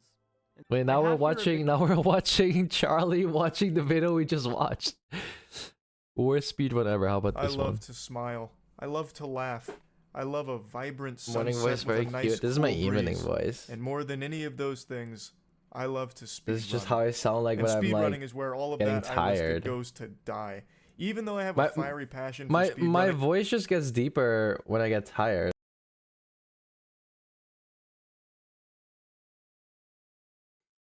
Like it gets a bit of like a rasp for some reason. I don't know why. It's not what my normal voice sounds like though. Your voice is cute. No. I wonder what I sound like if I put like emphasis on it.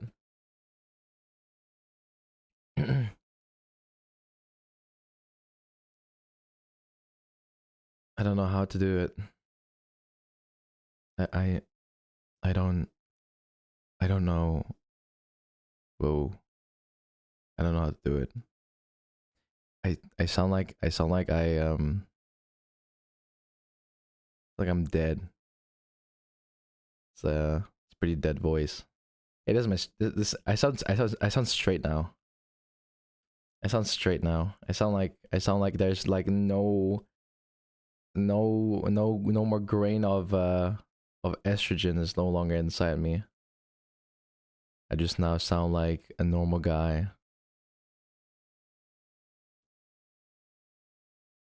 Yes. I would like to apologize.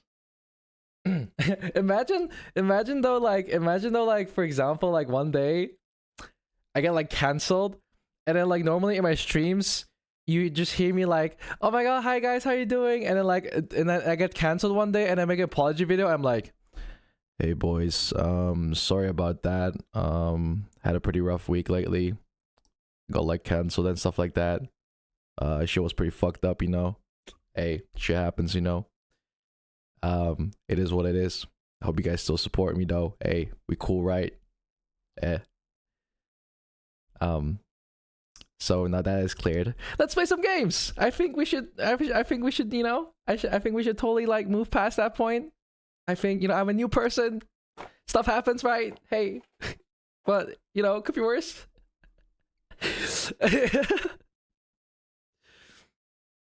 You tried to risk Lytra with that voice? Oh, that's terrible. I don't even like this voice. I don't even know how to do it. It's almost like more unnatural for me to do that voice because it it just doesn't sound it doesn't really sound like natural to me. Do you want good girl in that voice, please? Talk to me more in that voice. Why, man? Okay. Hi, Rieri. You have been a really good girl. I've heard you have been really good. I'll give you all the headpads for being such a good girl. My, haven't you been a good girl?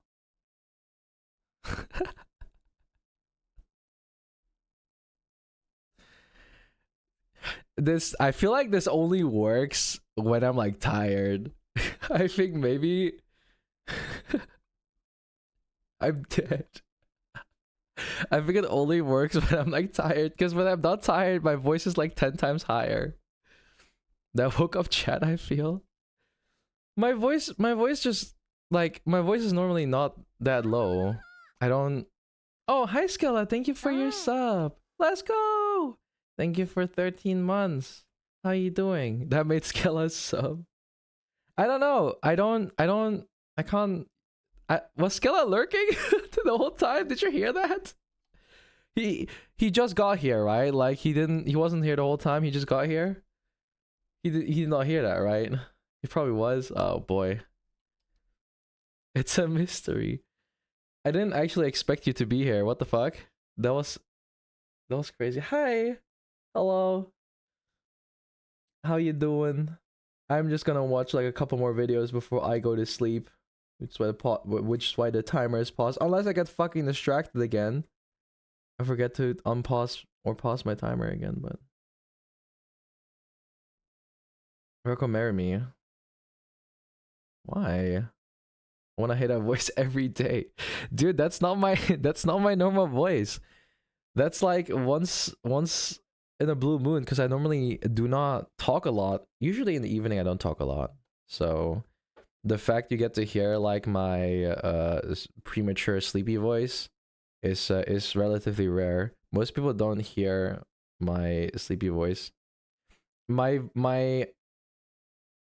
okay, here's the funny thing. My evening voice gets deeper, my morning voice gets higher.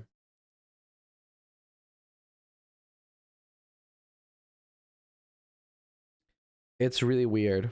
When I get tired, like in the evening, when I'm about to, like before I go to sleep, it feels like my voice is more deeper.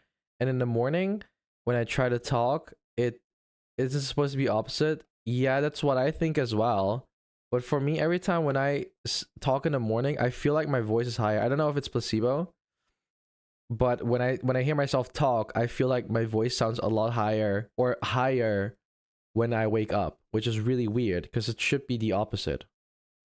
Because even in your throat is damaged, morning it heals. That's fair.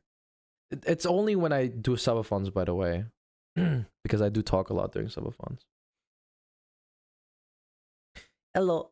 That's cute either way. No.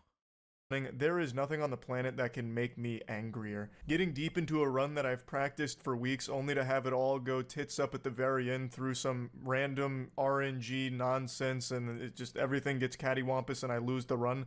That puts more stress on my body than smoking 20 packs of cigarettes at once, I imagine. Ugh. But point is, I am a speedrun enthusiast. I have speedran various games over the course of like 10 years, maybe a little bit longer. I currently hold 0 world records, but I have had a couple world records to my name throughout this decade. Not to toot my own horn and not to reminisce too hard on the glory days, but point is, I just love speedrunning. And a lot of content I watch on YouTube is speedrun related. And today I want to talk about one of the most infamous cheaters in the entirety of this genre. I play video games to relax also, bro, for not real. the Olympic athlete, the Olympic asshole that was a Halo speedrunner that topped the charts for many years through spliced runs. Just lying and cheating his way to the top of the food chain of the early Halo speedrun community. And he performed one of the most embarrassing segments that Games Done Quick has ever broadcast. And I want to go over that today. For those that want like a full breakdown on Cody Miller, there's a great video going over his entire history from Rocket Sloth.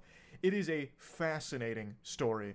The lore is riveting and deeper than House of the Dragon, but what I want to focus on today is the moment where he put on the clown makeup for the whole world to see, and the effects of this moment are favorite still game. felt I'll speed on to Celeste. this day. It has been many years since this happened.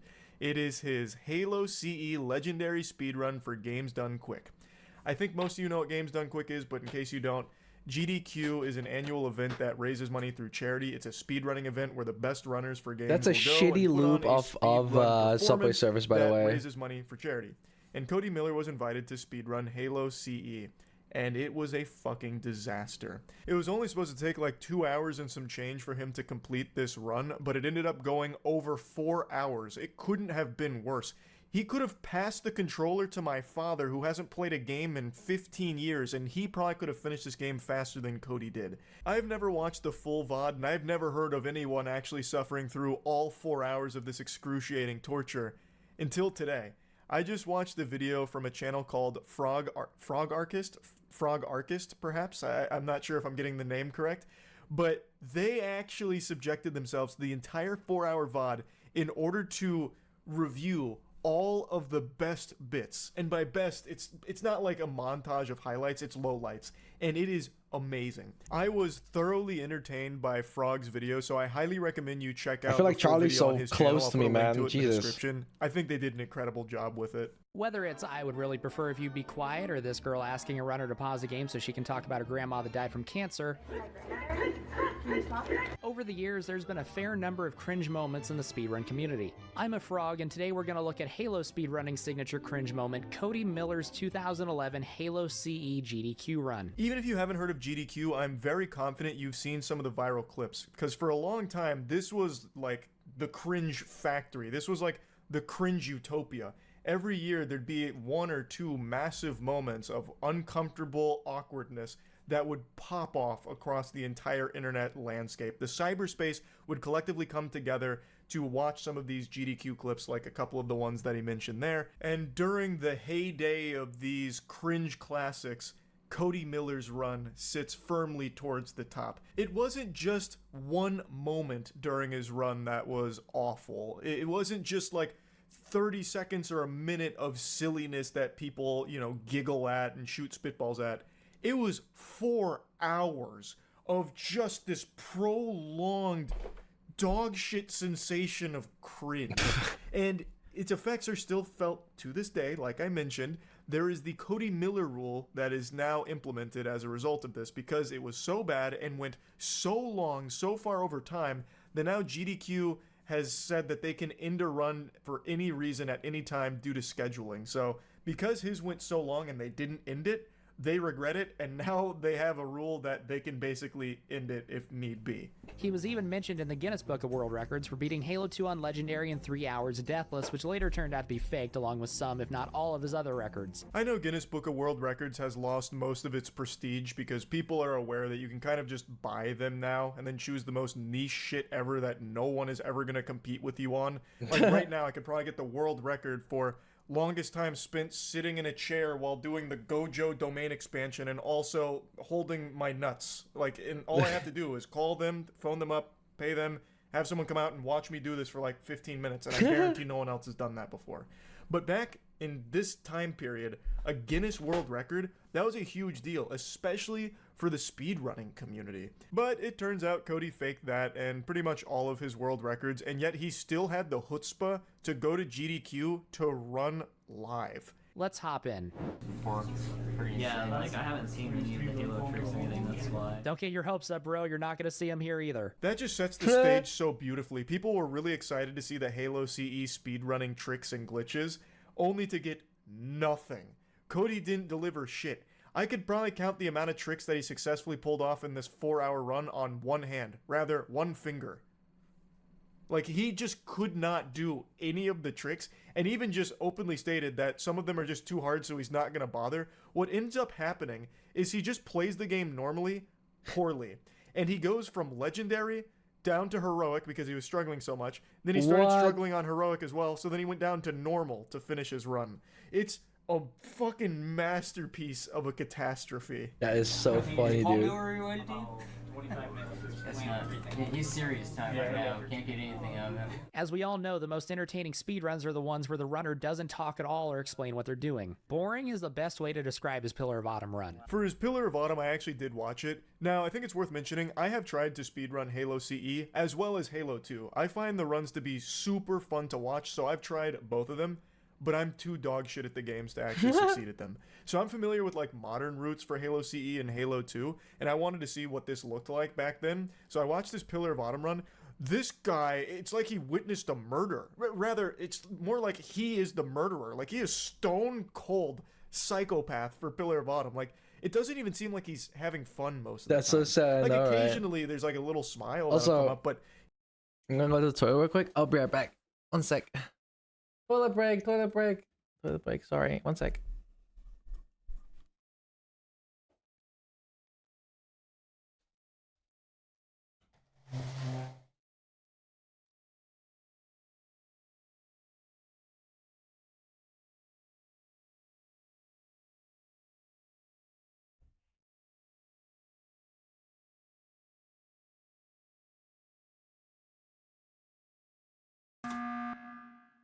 Alerta, chat, alerta. Strimmer is gone. B-A-L-L-S. B-A-L-L-S. B-A-L-L-S. B-A-L-L-S.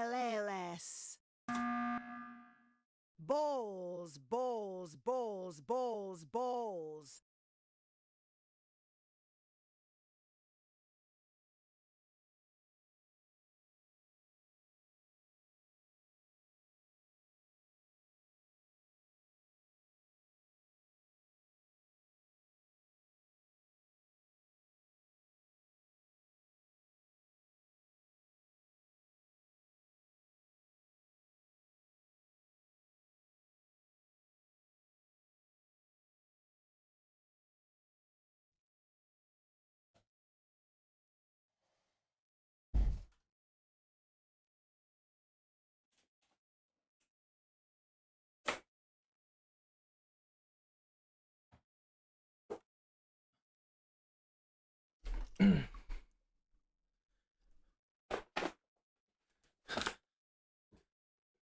What the fuck? What are you guys doing? What the fuck? What the hecky wacky? he's focusing so hard, and he is still so bad at the game that he's there to run. For example, in this room, the classic strat was to stick one elite, throw a plasma at the door, and make a break for it.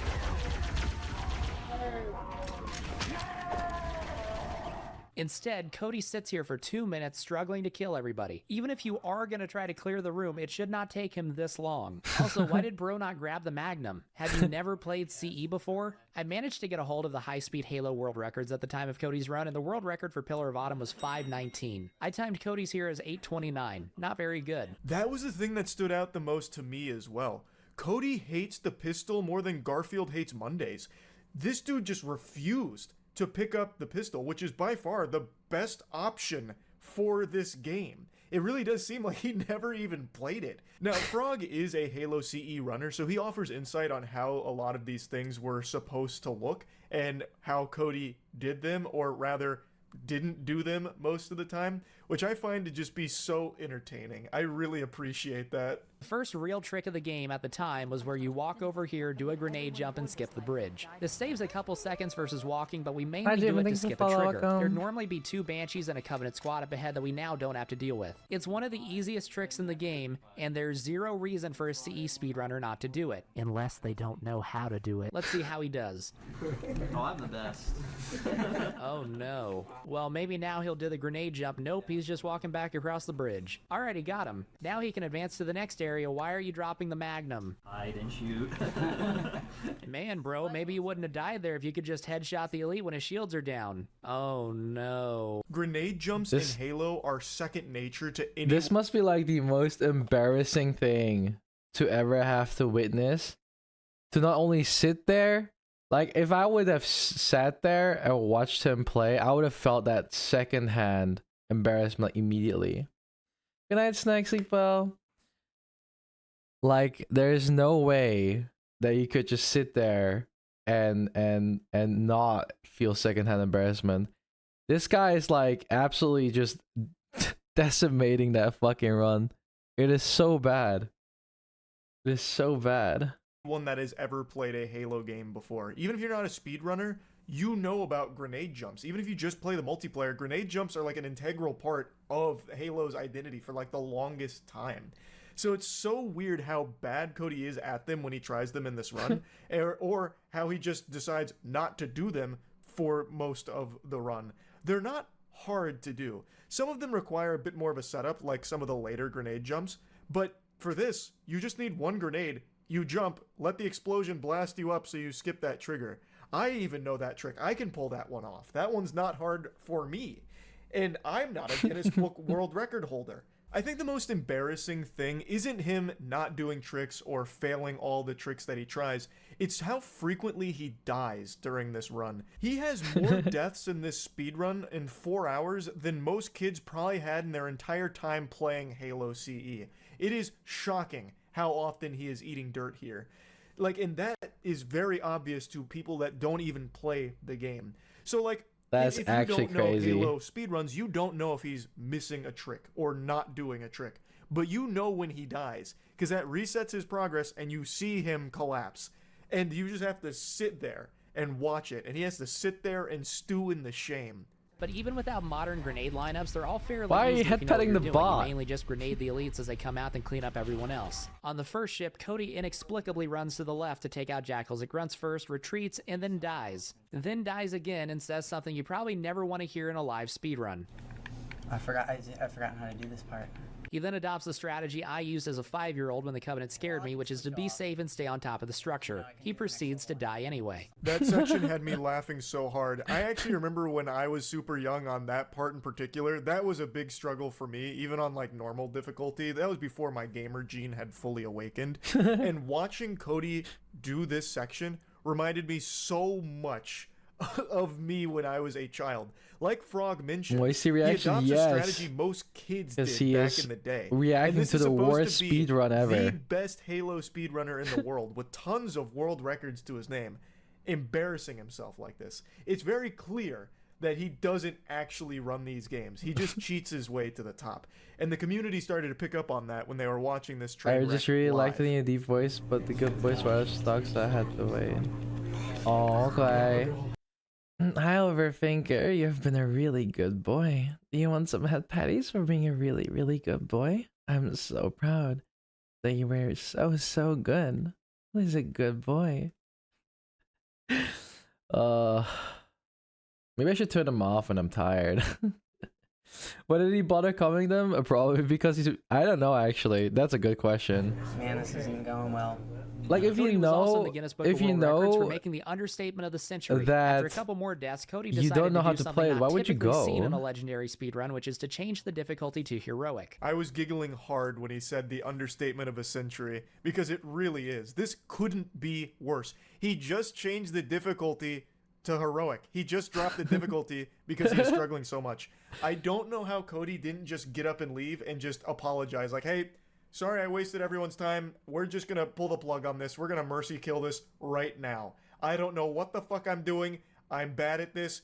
Let somebody else run. Go to a break. I don't know. I'm sorry. Like, I can't believe, sports fans, we are only on the second level here. There is 4 more hours of this to go. He has only completed one. I think I've seen enough. I think I've seen enough. Although, this would be fun to watch. There's another one from Charlie, actually. Okay, let's watch that police chase now. This better live up to the hype. The craziest police chase ever. Oh, hi, Salty. Hello, good morning. We are watching Moist Critical watch... We're watching Moist Critical react to a video while we react to him reacting to a video. I've heard nonstop about this goddamn police chase. So I heard this is like some actual GTA shit. David, we were up over in Knott's Berry Farm. Oh god, that's so loud. Fucking hell, mate. No one told me there'd be jump scares in here. Holy yeah, man. shit. Holy shit. Wow. That was so loud. Fucking hell. What the fuck? That was really... Oh my god, it's still really loud, man. The 5 freeway. This was an attempted traffic stop, as I mentioned. Unclear which agency and who is Okay, so now he's just booking it out of there. Still in pursuit mode, but what you can see here is that the driving is very dangerous, very erratic. What the fuck is he doing? The fuck? These 2 cars at a red light. You can see some front end. Interesting maneuver. I don't know what he's even trying to do here. That's skill. How is that? Don't give me that shit at all. That wasn't skill at all. He just went. He literally scraped against the car. There was no skill involved in that maneuver. And he also got lucky the car next to him backed up, so he had a little extra space for it. Literally. Random turns, nonetheless, here at a pretty high rate of He needs to find a bridge and then switch cars. Oh, holy shit, he actually is switching cars. Ain't no way. They're gonna walk or run away here. He dropped his phone, and now. Oh, maybe not. In the vehicle. We'll see here. What is he even trying to do? Did he hit the wrong button on his controller? What is going on? That vehicle getting in a pickup truck. We'll see if he. Okay, yeah, he does not. He does. Well, at least he's trying. What the fuck? He's trying, man. Man, he must have left the cops in the dust. Man had the afterburners on that Honda Civic. Fucking turbojets activated. Oh, he just goes back into the old car. Okay, that's... 1 star left. 1 star left is crazy, dude. I'm gonna go down more so you can see Charlie more. Yeah. They have eyes on it. They are probably streaming ABC7 as we speak. As Helicopter is just so busted in the police chase meta. You can never escape it. Yeah, I mean the camera's just like perma pointing on you, dude. Some wild turns here. They have to get some ground units into this area. Yeah, I haven't seen a single officer here. Where are they at? Bro, at this point, this guy could probably just go home and just wait out the wanted level. My god. Where are they? Maybe not. Maybe there's a cat in the helicopter. I don't know. Why are they treating it like a GTA chase? This is not even a car chase, though. Like, where are the cops? For maybe the possibility what is he doing? Like, the chopper is not even a police chopper. It's oh. That's actually a really good angle. That's actually surprisingly convenient for him. Oh, we lost him. Yeah, see? Oh, well, there he is. Never mind. Looks like he's coming up on another couple of Cameraman has aimbot. Yeah.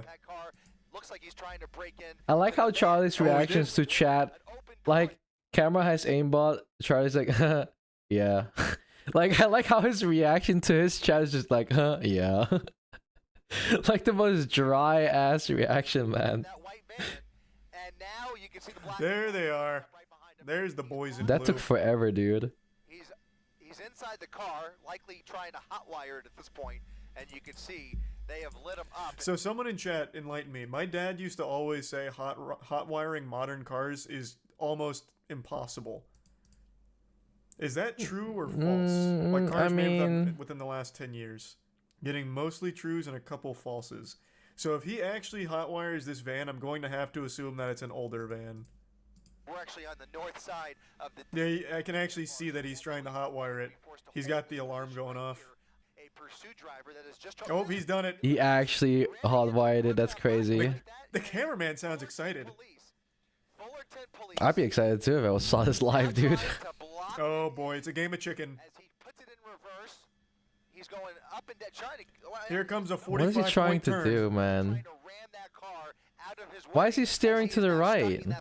There's really nowhere for him to go. He's got a fence in front of him, but I only see those... I like that they're giving him plenty of space to work with here. Why don't they just go and arrest him? There we He go. literally, like this, he stood still for like a good 5 minutes. Can't just one officer walk up to him and just like, hey, buddy, could you maybe get out of that car and stop ramming us? He was literally stuck, dude. What are they waiting for? Extra pay? They were like dialing their fucking supervisors. Hey, sir, so we have the suspect right in front of us. Oh, good, arrest him. Ah, well, about that. About that pay raise. And then the sergeant was like, no. And they're like, okay, well, I guess we'll back up then and let him go. Here comes a 45-point turn. Like, what are they waiting for? What are they, seriously, what are they waiting for? He is not even moving. Nowhere for him to go. He's got a fence in front of him, but I only see those... I like that they're giving him plenty of space to work with here. Back and forth. Now he's created some room. There we go. Here, and he's gonna probably try and ram in again or do a 4-point turn. Dude. And turn it around. He's got to turn it all the way around with that hit. It's gonna be more than a 4-point turn, I think. Because what else 6 points. do? They really don't have many options. Here comes the... What else can they do? They could walk up to him and arrest him. It's not like he's going it's not like he's going 200 miles per hour doing that fucking U-turn. Like, what? It's not like when he's like accidentally hits you, you're fucking dead or some shit. Like, he can barely aim, he can barely steer. This guy can barely like steer this van. So you could technically just walk up to him and point a gun at him. Maybe suspect's armed? Well, maybe, but then it's kind of like he's literally like busy trying to drive the car forward and back. You could just storm him with it. Like, how else are they supposed to catch him regardless? Clearly he doesn't have a gun. Otherwise he would have already pointed it at them, no? Backup. Here comes backup. Oh shit. Look at this. A head-on situation. Jesus Christ. Oh my god. That's crazy. What the fuck? That was actually insane. Oh fuck. The whole department's here now. Oh! Is he drifting? Oh, damn, God, he's actually drifting. Wow. He actually drifted. Holy shit. He actually drifted. That's actually crazy. Oh my god, this guy must have hopped in this car and made sure that when he hotwired it, he had his copy of Teriyaki Boys on cassette in order to play it through the radio here. Fucking drift. What a mean drift. Tokyo Drift is crazy, bro. Anybody who is willing to engage I like how he described it as Teriyaki Drift or Teriyaki Boys instead of saying Tokyo Drift. Even like, I'm pretty sure people would probably recognize Tokyo Drift sooner than Teriyaki Boys. Interesting way to describe it. Oh fuck. As he tries to get back on the freeway, it looks like he's trying to get back on the That'd be so frustrating. I wouldn't be surprised if the civilians just start chasing him down now. He also chose the worst fucking car to steal. A fucking bright white van? An Air 7 HD, very little traffic in his way. I wonder if he has a plan in mind. As you you were wondering too, David, that I can only imagine that CHP has Hi, been requested Mizu. to take this over because you've got Anaheim PD who's pretty much out of pocket. See, like right there, I feel like if he had just stopped and like hid somewhere, he might have been all right. Right, this guy is just a piece of shit though. So getting off at Beach Boulevard, Hitting so many cars, endangering all these civilians. Damn. I'm no fan, but it's hard not to appreciate the entertainment of a good chase, especially fair. one where there's no one that's injured. There's Anaheim PD's It's actually kind of a miracle that like no one Damn got it, the injured. chopper's in it. Imagine this is like a Just Cause situation. This chopper drops like a grappling hook and hits the van, picking it up and drops them off at the police headquarters. Fuck me, that'd be so cool. I see a lot of people insulting the officers. I disagree. When it comes to chases, I think they have the right philosophy most of the time, where if it's a very dangerous situation, you don't chase because you don't want to endanger civilians. I think that's their policy, and I think that's the right way of handling it. Like, I see a lot of people shitting on them for not engaging in this chase here and, like, going fucking crazy, ramping off of parked tow trucks like it's GTA. And I just think that'd be the wrong way of handling it. I'd be more mad at the officers because they're not going to be able to drive, like, in a way that doesn't endanger people. So they're letting this guy go solo. They have the chopper on him, so they'll always know where he is, and then they will just go in a safer route that doesn't put people at risk. I think that is the right way of handling it, 100%. So I do not blame the cops at all. The only thing I was criticizing is how slow they were to being on him when he was fully stopped. Since they had the chopper, they're getting real-time info. I would have expected them to at least be closer to him. I wasn't criticizing them for the lack of like high-speed pursuit, fucking hitting him with the pit maneuver in a residential area. They straight up let him hotwire the truck, though. Yeah, that's what I'm saying. That's the fuck up I'm talking about. They were so far behind. This dude was able to hotwire a truck, run through 5 little townhomes, and then back up fucking 30 times before anyone else showed up to the scene. That's what I'm criticizing. It's not the lack of them chasing him through all of these people, like the residential area and like around. I mean, technically, there was this whole section once where they just fucking like they just watched him like back out the fucking thing for like at least a couple of minutes. Well, they could have already arrested him here. Like, that's crazy. Yeah. He must be driving too fast that they can't get ahead of him for it. Throughout this pursuit, and the pursuit narrator's like an esports announcer. Yeah, he's casting this like it's an actual league match. Can't blame him. Like, this is the most excitement he's probably had on the job ever. Oh, Mizu, did you want to like modcast, by the way, or? He has to have some kind of destination in mind or something. It's just random turns and driving and parking. I think he's just trying to escape, dude. Just went right over the curb there. I mean, there really wasn't anybody in his way. I'm not even sure what's going through this. Yeah, he's even being critiqued by the announcer. Nearly 3K. Oh. 3K? Off-roading, trying to get around traffic. Yeah, almost slammed into that tree. Oh wait, he did. Yep. Nearly spun out. I don't know what to play.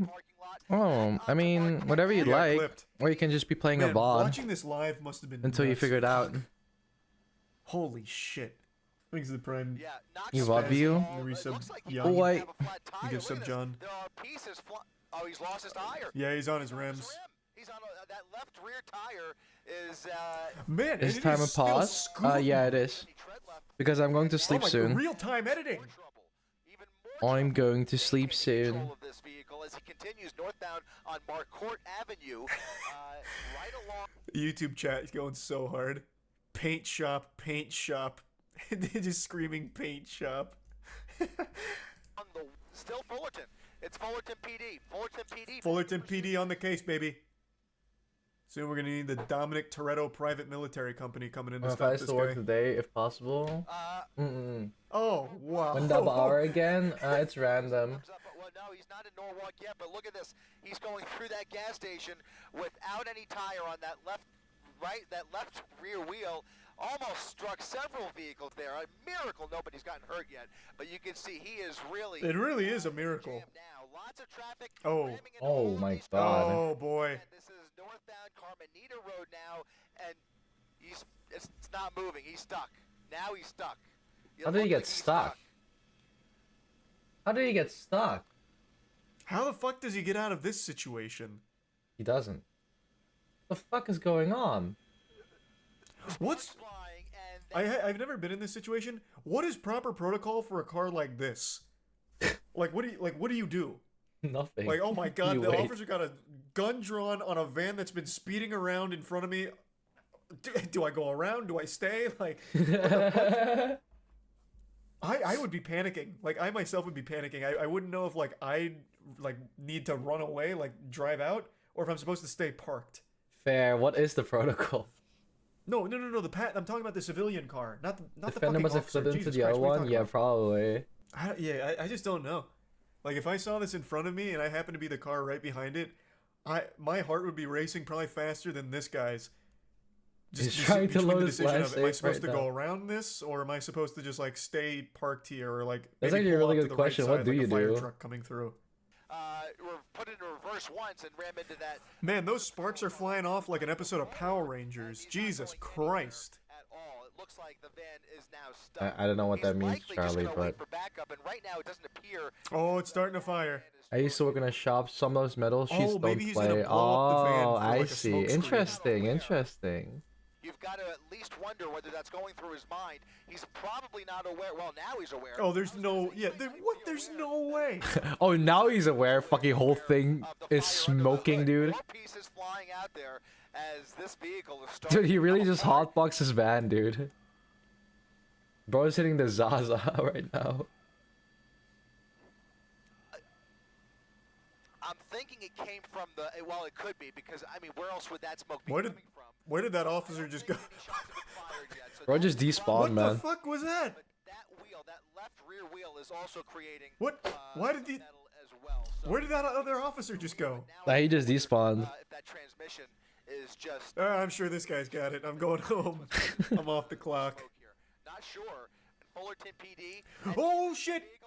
Oh, he's running! Passenger window and is now running for it. Ain't no way. Running up northbound Carmenita. He doesn't seem particularly fast. Crosses the street. What he decides to do here. He also doesn't seem like he has that much sense of urgency here. It's like a casual jog. It's like a casual jog.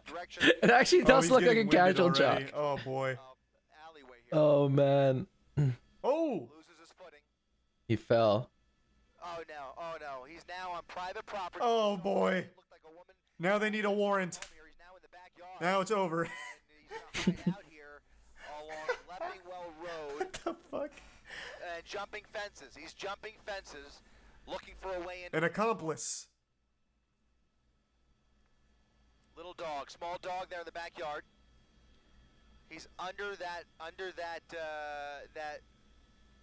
patio. He's gonna go inside that house, shave his facial hair, change his clothes, and then just pretend to be somebody else. Do it that way. Gets a fucking fake ID made like on the spot, walks out as if nothing has happened. Oh Jesus! Bros Beating his character ass. customization is crazy. Oh my god, what is happening? They're like pulling on him. He's in the Wait. truck. He's in the truck. Wait, he stole the truck! He just got in that truck. There's a No shot! Oh, the guy's got a knife on him. Oh my god! What the fuck? And he's like, he just stole their fucking truck! That's fucking insane! He had him. What? And then he gets his fucking truck stolen. Oh my So they god. throw a couple punches, and then she's holding him back for some That's reason. actually insane. So yeah, if he actually did take action and like stab him or something, he could have gone to jail. Never mind. I cannot believe what we are witnessing, guys. Are they gonna pay for the truck though, like the city? Creative here, but look at him. A little bit of traffic, and once again, right through another gas station. This is just incredible. This is the third vehicle that he has stolen today. That's a pretty good record for one day's work. It's a good track 3 record, actually. thefts and a. Oh, that's gonna so be a far fourth one, dude. 25-minute chase. There's gonna be a That's fourth full one. day. Get themselves in a position where they could bring this to an end if they can figure that out, and then there's going to be. How did he have that much time in the house? Why is he running away? I The don't cops know. weren't far away. He ran here, and the cops He's chased stealing him in one? cars. No, he wants to Are run they away not from the being fed cops. the information that we're seeing. Why are we these saw cars him go open when through they're one plugged? house I and then don't into know. another, and he stayed there for like a good 2 minutes, maybe, and then went out the front door. I'm guessing stole the keys while he's in the house, got into a fight with the homeowners, and then took the car without a single. No, well, Charlie says like, "Oh, why didn't the cops just run into the house and shit like that?" But you gotta realize that I guess at the end of the day, they don't know like what he has on him, right? And if the cops started running in, they would put like if the cops would be there, I think they would put them more in danger, as opposed to just letting him run. I guess maybe that's why. Although they should have actually secured the house already. To be honest, the cops should have been there. So the cops are kind of trolling here. I'm not gonna lie. Single officer being nearby. That's what was Like, he I feel like that's chased? I don't plenty of know time 'cause actually. The cops were right behind him. Like you can see them go by For right speed, here. maybe they were gonna stop him for speeding, and then he was like, you know what? I'm just gonna run away. Fuck this shit, and he tried to run. Right here. And he ran through this, slipped, turned around, and then ran through those two houses. There must be like some red tape that the cops weren't able to like get over there. Like maybe I was joking, but maybe they like legitimately did need a warrant to even be around the area. I don't know. Man, this is so fucking sad. This is that guy's work vehicle. Oh yeah, Fuck, that sucks, man. That's fucked up. Like the guy is like he's a talented driver and like the chase is wild, but I feel so fucking bad for all the victims in here. What a shame. Shit, Multiple yikes. GTAs in one day. Yeah, he was pissed in dude. the interview. Oh, they interviewed him? Oh, fuck. Yeah, I mean, he had every right to be pissed. Christ. How did this start? Apparently, he ran from a traffic stop. Oh, Or, okay. no, He ran from a is that what he said at traffic the beginning? stop. Fuck, it's already been so long now. This chase has been going on. I think it was. Look at this. Over the median again, going He got stopped. I think he had stolen a vehicle, got stopped, and then sped out. Oh, okay. at Santa Fe Springs Road, now well into Santa He's also so lucky. Every driver right now is very attentive. The drivers are pulling out of his way and stopping when he's going through the red lights. He is so lucky. The But more drivers time, around most him are actually likely. decent. 70 to 80 miles per hour. Yeah, I mean, But honestly, apparently this his freaking car was already California drivers stolen. Look good. Not him in particular. I'm talking about like the people on the road. They're able to recognize when he's coming. Like they must see him behind them because they're actually pulling out of the way to avoid any kind of collision with them. And when he's going through the red light intersections, they are stopping. So they see him before he gets there somehow, and they're reacting well. So yeah, the California drivers, I mean, they're copping a W right now. They're looking pretty strong. If this was Florida, this man would have got hit. He would have got hit 9 times already. He probably would have got hit in the parking spot back at the townhomes. See, like, look at that. That's what I'm saying. They're actually just making space Like, for him, they are dude. able to recognize this. Like, they're actually paying a ton of attention to their surroundings here. Or that was just a crazy coincidence from this guy. now he can't shake him. It's like a Talladega Nights shake and bake situation. Dude's fucking catching his draft. It's unbelievable. Get back on the freeway. He is on Sorensen Avenue. I feel like he has no fucking clue where he is right now. There is no rhyme or reason to his driving here. Eastbound Slauson, and for some reason, and he hasn't done this very often, but for some reason, he just turned around, very randomly turned around, back towards the freeway, and I wonder, my gut tells me he's looking for an God entrance ramp. damn, that must have been so scary, dude. There are so many people that have seen, or have like been around this now. They have been. Like I cannot imagine what seeing this must have been like, and then going home and being like, wow, I was a part of this. That Camry that he passes at minute 31, that was me. That would be so fucking crazy. That was me. I was there. Oh my god. The editing here is also Wait, second that's to none. crazy. Real time. What the fuck? So now 2 law enforcement helicopters. Oh That's man, they got crazy. another department on him? Fuck, I have to pee so bad. Oh my god. We're only 34 minutes in. How? What How can the this is a fuck? long ass chase, dude? Like, I knew it was an hour 40, but it doesn't really register how long that is until you are actually, like, in the thick of it. That is absurd. And I think this is a shopping center at Martin. What the fuck is the plan This here? is crazy, dude. What? At a shopping center? Surely I'll lose them in the parking lot. Oh my god. It's that super duty? Maybe. What's that? What's happening? Oh my god, he deployed an EMP. Holy shit. Looks like he's found himself in a dead end. He's Right not long though, I meet someone who survived the going close shooting. Oh, that's really? That's crazy. Here. Out of here. We'll see if there's any black and whites waiting for him on the other side here. Let's widen out just a little Well, bit. he's hoping he can escape. That's why he's running away, right? No, he shouldn't have widened it. That just oh god. Oh my god. Where are they? Back onto Beverly Boulevard, southbound or westbound Beverly. Westbound Beverly Boulevard here in Santa Fe Springs, and no law enforcement in sight, guys. He is slowing down a little bit. Yep, go ahead. Dude, how the fuck is like the news camera like keeping up with him, but the cops can't? What the fuck is going on? Did he wait out the wanted level already? Like, what in the world? What is happening? There's a fucking flashlight pointed on like, him. Oh, you know, maybe I'm just good. I'll just wait. I'll just hang out. There's a giant flashlight on him. There's literally, they're nowhere near him. I had, you know what, big W to the announcer here. I can't hear the other end of the guy talking, but I'm assuming he was trying to say, like, the cop strategy is to maybe, like, cool down the scene, keep an eye on him so that way, like, as he slows down and things settle down, then they'll swoop in. I completely agree with the announcer. has better funding than the police. Yeah, I was about to say. He's already hit, like, 20 cars, broken into 2 houses, stole a man's car, stolen 2 cars, but stole a man's car in front of him, nearly ran over his dog. This is a guy that they absolutely should swarm to get off the streets as quickly as possible. I completely agree with the announcer. This guy has gone for too long. To everyone on the road right now. Imagine seeing that light from your car, thinking the rapture's fucking happening. Yeah, that light is so bright. If that shined on me when I was driving, I'd be panicking. I'd be like, my dad was right all along. There really are aliens that visit this planet. Of that helicopter calling out his location. Okay, there they are. That took so long, man. They're intercepting.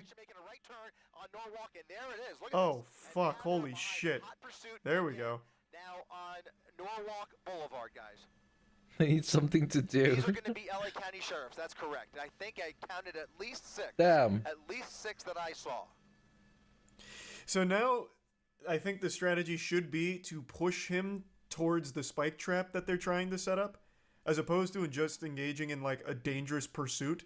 I think it's to try and flush him towards their spike trap. The only good news, guys, is that as far as I could tell, someone in his chat said cinema. Yeah, now it's a lot more predictable. Because that is going to take away at least some of the risk, although everybody on the freeway is certainly going to be in his path. They gotta be LA? Yeah, this is LA. Oh my god. Almost guaranteed. He almost clipped that car. Holy shit. You can see those LA already ruined several people's day, but fortunately, at least from what we could tell, there's a cinema. does not appear. What was that? That's a weed whacker that fell off the back of that truck. It appears to be a gardening truck, guys. There's a lot of landscaping equipment in the back. Hats off to the cameraman. This was a huge, like, this is real time, by the way. He was able to see that fly off and then zoom in on it and then still keep up with the chase. Good for him. That's crazy. I was very curious what flew off there as well. I thought he started like firing missiles like a James Bond truck or something. It was like a little torpedo or something. Don't sell yourself short. Sorry, that would have been me. That's crazy. Oh! Oh my goodness. Jeepers. Over the median and now continuing after missing that cross traffic just holy shit. Just by a hair. It looked like maybe an undercover vehicle at that intersection. They're looking damn. Man. Ahead of him. It's a very hard they had the right read but the wrong spot. Very good that they were able to They almost got him. Brother. Losing control. Oh. Crashed into another car. Pinballed there for a minute. Like he was trying to evade that deputy again. He was coming up right behind him in the oncoming lanes of traffic, but really, what can they do? I mean, he's just yeah, you can't just like head-on collision. Into a head-on collision, which is not an option. Yeah, that'd be a terrible option. I mean, that would just be really just dangerous. Imagine the officers like on the radio. This one's for my country boys. Lights with him. Leans back with a smile on his face. Fucking sunglasses on. This is for America. Fucking action movie scene. Here in Hacienda Heights, we are. It looks like cul-de-sac. This is scary. This is scary. Oh come on! This is so free. It's over. Come on. Come on. on. Boss is cornered. There's no way. Come on. No way. Oh my god. Oh my god. Okay. Grove Street action is crazy. Oh! Damn! Okay. Okay, that's pretty impressive. I disagree with the statement about the boxing in. I think they had a better opportunity to box him in before that point. That was just a really good shooting the gap from him. That one wasn't even on the officers. I think they just waited too long to try and box him in. They had a much better opportunity to do that. All these cops get back. fighting so incompetent. But then that so guy really true. fucked him in the face with that one. Fucking squeezed a stinker. That was in there. crazy. He is making this pickup truck look like it's a smart car. I don't That's know how he's crazy. able to fit through these small gaps and these small holes here. It's wild. And about a dozen black and white. Yeah, probably right now. But that tire, I think his back left tire is. He lost his Well. tire. Not sure. There you see more sparks. Oh yeah. Oh, is it the bumper? Front left sparks. That might not be the tires. But he is. Oh no, it's the Oh, tire. it's a tire on the Yeah. front. Oh. Okay, so by the way, this is not the first time we've seen this in this pursuit. Last time.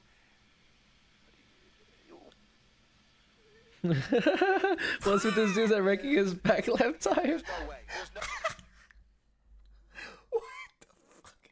What happened to the announcer there? What did I didn't even hear he that. swallow water and it go down the wrong pipe? What was this noise? Listen to this. This pursuit. Last time.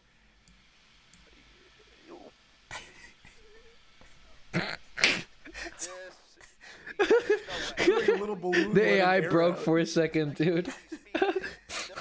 Also, that sounded like as if AI, when AI is trying to say something and they can't pronounce it and they start making these weird ass sounds. That's what that sounded like, dude. How is it 40 minutes still? To circle back, they're doing everything by the book. I'm gonna say maybe this is one of those moments where an officer comes in, slaps it down, and says, "It's time we bend our own rules, Chief." And he's like, "All right, give me your badge and your gun. You're off the case." And then he gets the job done. Wait, Because the so I can only eat? reason this hasn't been more of a catastrophe is because this after this guy's somehow video, been able to avoid hitting probably. most people, most cars, and most things. And that's just a legitimate miracle. This protocol could have had so many problems if this driver was a little worse than he is. He should have been caught fucking 50 minutes ago. Like this, I don't know how effective this protocol is, to be honest. Surely there's got to be some other way. Yeah, it can't really break. Oh boy! Oh boy! Yep, it's all crumbling. Oh. All right, there we go. Oh, now they're done playing around. Now they're just. Oh. No. No. This Not has like to be where it this. ends. There's no way. Not like this, bro. Not like this. No shot. They're shooting at him. They're shooting. We're gonna wind out, and they are now. Oh my god. Bro actually upgraded. Holy cops, bro. Look at how many cars there are here. Holy shit. I don't think I've ever seen so many fucking cops for one car. Holy shit. This is actually like a 10-star chase. Yeah, dude. Holy shit. That's so many cars. Truck. Unbelievable. They are using force. Deadly force is being employed at There's no So, way. alright, I will say I did know that they shot him. He doesn't die. He survives the shooting. I did know that happened. I knew it ultimately ended like that. I just didn't know how we ever got to that point. So how long does it stay in this standstill?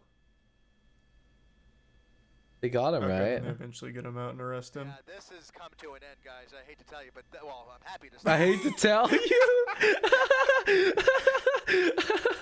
Nah, you don't have to put the mask on. Man, I hate to tell you that it's over. It's crazy. Oh, sorry guys. We're sorry that this very dangerous chase that could like kill a lot of people is over now. Unfortunate. No crashes, no slaughter. Well, time to go home, boys. That's fucking crazy, dude. I had a lot of fun. It's a real shame that it's over now. I hate to say it. I mean, wait, no, it's good. Pace What a crazy announcer, fucking absolute chase. Okay, so cinema, it wasn't dude. a full hour 40. It was about an hour 12. Oh, well, good thing he enjoyed That's the still chase. absurd. The knives were right there, right next to me, so I got it, and I just started looking. I was like, man, you gotta get out of my house. I'm gonna stab you like right now, man. It all began in Anaheim just before 5. What? He refused to leave the area. Well, let's, you know what, actually, let's check that out in real time. Let's see how stern this refusal was to leave the area. I'm so curious here. Because it looks like he gets hit, and then it is the second And the this is officers a show up real on the scene, city. arrested. Yep. Into a gas station. Folks Okay, so getting that's gas. his car's now just been hit again. Into a gas pump. So his car's been hit Now twice. he's gonna try and get out probably. Deadly force is being employed at this So moment. he's still there. He hasn't been arrested yet. Madness. Now he's being arrested.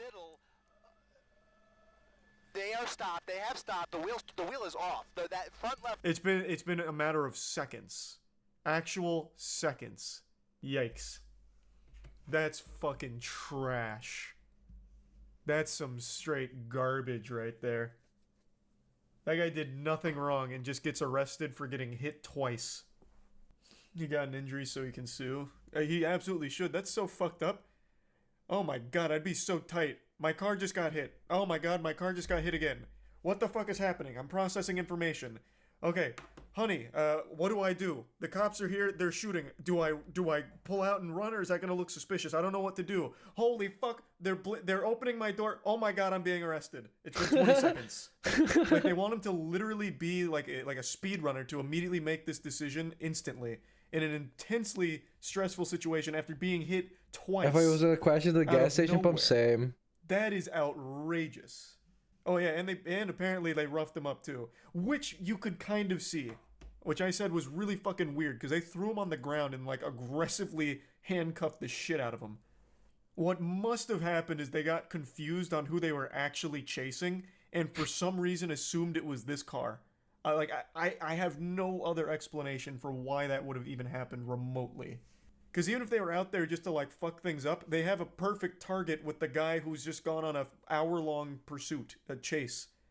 They wouldn't even need to rough up this guy. They have someone they could go beat the shit out of. That makes no sense. I think that's the only explanation. They didn't want to look dumb. So they tried to come up with some kind of justification for roughing this guy up. But I think the real reason I don't want to was say what they I'm got thinking. confused. I think we all know what we're thinking, honestly. Should we watch one more and then call it a day? I said I was gonna do this one, but maybe I wanna watch one more that is shorter, maybe like 10 minutes or something.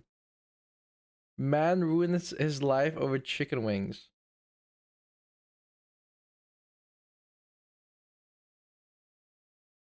Police brutality is crazy. Most delusional freak out ever. Actual crime streamed on Twitch. What? Real?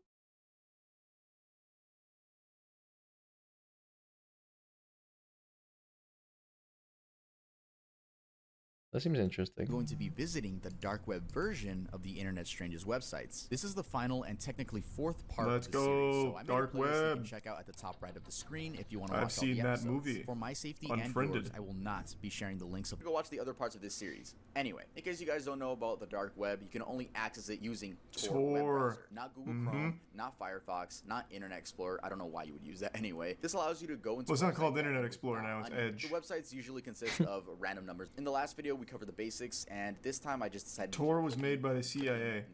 And clicking. Really? Is that true? I remember Is that rumor true? floating around back when I was learning what the dark and deep web and shit was. Was Tor actually made by the CIA? It was made by the Navy. Oh, we're getting. Oh, there's like a fucking civil war in the chat. Was it the Navy or the CIA? On Tuesday, the CIA announced its own Tor Onion service. So the CIA, I guess, is getting into By the military, the actually. dark web space. What are they, like, releasing dark web NFTs? I don't know. This is a weird announcement from 2019. The United States Naval Research Laboratory. I'm assuming it's just the first thing that popped up. Yeah, it looks like it was Yeah, the so Navy. it is the Navy. So besides like arms purchasing and like illegal shit, what is the point of the dark web? Like I can't imagine people are accessing the dark web going through Army Tor made the to look internet. up like True, video game fair. walkthroughs. True. That seems like there's no way that happens on the dark web. Who's going on the dark web like, bruh, I'm really looking to buy some crocodile. Oh, someone's selling. All right, here's my credit card info. No one's typing that shit in on the dark web. No fucking chance. No Well, one's they dumb use enough to do bitcoins that, though. right? College kids? Nah, I don't believe that for even No. a second. Nobody would. They're absolutely using like Monero or some kind of crypto or something. They're not going to be using like their it's actual just crypto. fucking Visa card. Yeah. Revenge. Now you might be saying, we already covered revenge porn in the last video. Yes, but those websites were taken Yeah. down. Won't be sharing the name of the website. Because that's but the I'll show thing, you guys like the layout. So that's the whole point, right? Like obviously they use Bitcoin, especially after crypto, it became even more like apparent because, you know, there's various benefits to using crypto. Not only is it worth a lot, but it's also like untraceable. You are not like they don't know where the money comes from. They don't know where the money goes. It is absolutely 100% anonymous. So obviously they're gonna use crypto if anything. It makes the most sense for illegal stuff because it's untraceable. You cannot tell who gave you the money or where the money goes to with crypto. So like you could pay anyone anything for a couple of bitcoins, right? And they have no idea who purchased it. You know, they have no idea what wallet it comes from. You know, you could also just say like, yeah, well, I'm the one that wrote down, but I never really was the one that spent it. That's like the whole thing about crypto. It's like out so of the gate, you're given a list of secretive. female names to browse through. If you click on a name, This used to exist on the surface web for what it's worth. Tuv even covered it once. There used to be a website that was Brother Jen, all thank you for for the follow. revenge Welcome. porn, and eventually the guy who ran it faced. How many Surely years it in isn't jail? 8:17 a.m. It is. I don't remember how many, but yeah, he got fucking blasted. But this was something back in the early internet days that existed just on, you know, you could go on AOL and just look at revenge porn. It was fucking crazy. Really? He got That's 18 crazy. years. Was it 18 years? You might be right. There are two options: the lifetime basic. Yeah, and see, the buy with lifetime Bitcoin. premium. You're not Lifetime typing in basic credit costs card info. $150 and includes lifetime membership, daily updates, 101 I finished gigabytes this in video and I'll go amateur eat. content, Yeah, which is same. 69,300 Jesus photos, Christ. 3,405 video, and plus a VIP section, an IP cam section, spy What? cam, NAS Synology section, and Okay, Charlie, you don't have to copy me like that, bro. That's weird. Did we just sync up on the what? It's crazy. What the fuck? assorted content, which apparently they have 10 terabytes worth of. So yeah, the IP I've been drinking my alcohol. Did you enjoy I feel it? so bad for the girls that don't even know their laptop is hacked and people are just watching them. Random people are just watching them. That's another crazy thing. Do you guys remember that back in early internet days? There was a time, I don't remember if it was Max, but there was some laptop that shipped with a webcam built in, and it was extremely easy to access. So easy, in fact, there was a website set up on Surface Web where it would just be like a roulette. You just click a button and it'd take you to some random guy's webcam. You could just watch them That's living their crazy. lives. No Was it shot. Dell? It might have been Dell. Really? Yeah, so you just have this roulette of just watching people's lives through their webcam. They had no idea. No. It was fucking wild. That's was wild. crazy. So then, like, it was such a big deal that eventually the experts Hi, were like, if you Makura. own this laptop, just put a piece of tape over the webcam. Otherwise, you are most likely being watched. Oh my god, that's so. So that's where it comes from. That's why. That's why everyone like covers their camera because of that fucking incident. That's crazy lore. Disgusting fantasies. You don't want to look at my webcam? Yeah, like it's just one of those fucking creepy things, man.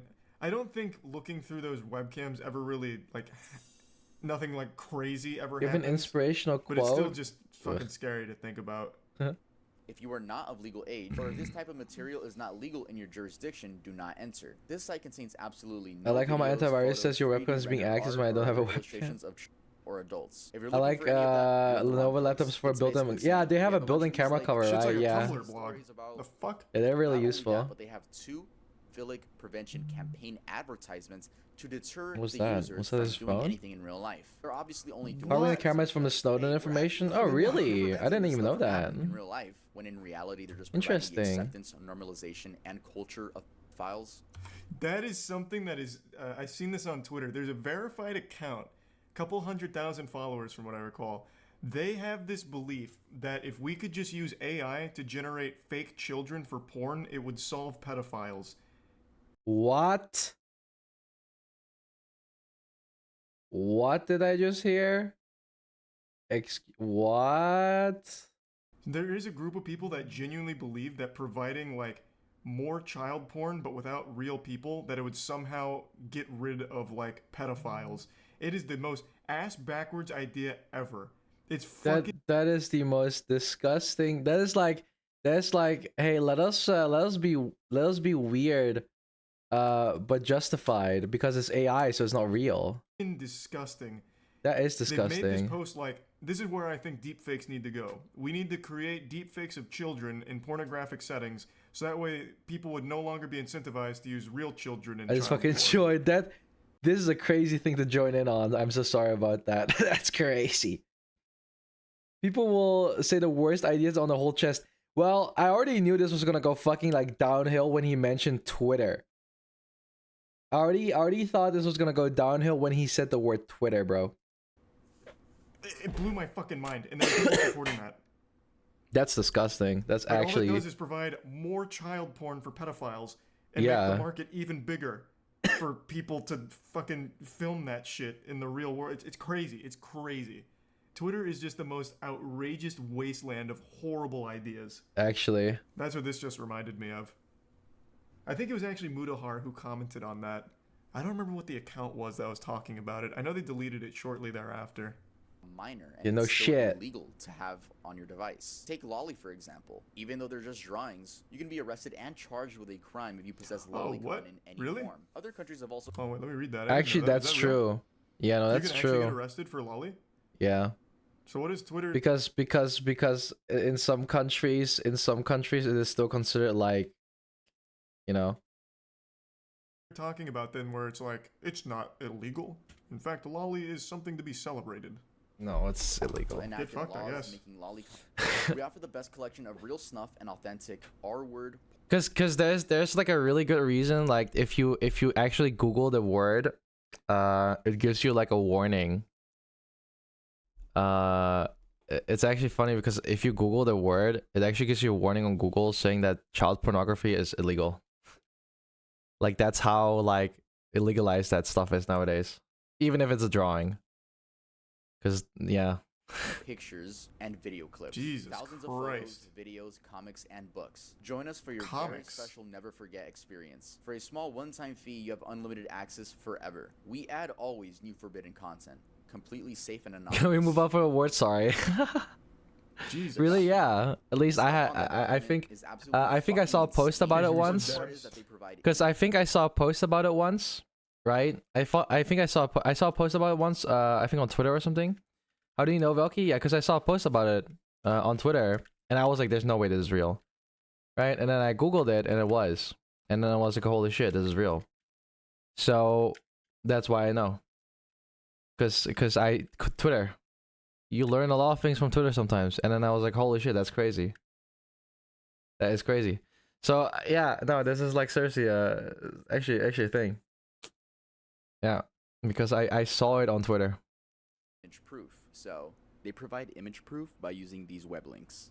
Everything that I'm about to say is real. They use Reddit? They provide some video proof Just too. like the I word did check lolly or out some of lollicon's not allowed. I don't think that's the problem. It's just like the sexualization of it. Like I think the word itself and like the genre itself is not the problem. It's the problem of the sexualization of it. I mean, good that there's a warning, but people would know. No, yeah. No, it's not really the topic of a loli. It's more like the sexualization of it where it gets illegal. Now, I saw the word itself at warnings. I think so. I'm not sure. You'd have to Google it yourself. Oh my god, I never want to go back. Like, deadass, I never want to fucking go back. I never want to see those images again. But it is real. I'm letting you guys know This shit is real. Let's go over the document. I was actually kind of stupid and I downloaded the fucking text document. Velky not wrong though. I've seen too many things that shouldn't have been seen was on Twitter. Yeah, no, that's the thing. The weirdest things you'll usually find on Twitter. Twitter is like Charlie says, it's a wasteland of terrible ideas. But also at the same time, when you go on Twitter, there is like, you know, my feed is pretty normal, but there's a pretty good chance you will sometimes see some really fucking absurd posts that will give you like the weirdest fact about something, but also just like say some really weird stuff. And that's like the stuff where you just kind of learn it from, you know? Like you scroll through it and then it's like this weird ass post, like for example, again, like the one that I mentioned before that I saw on Twitter, and I was like, there's no way this is real.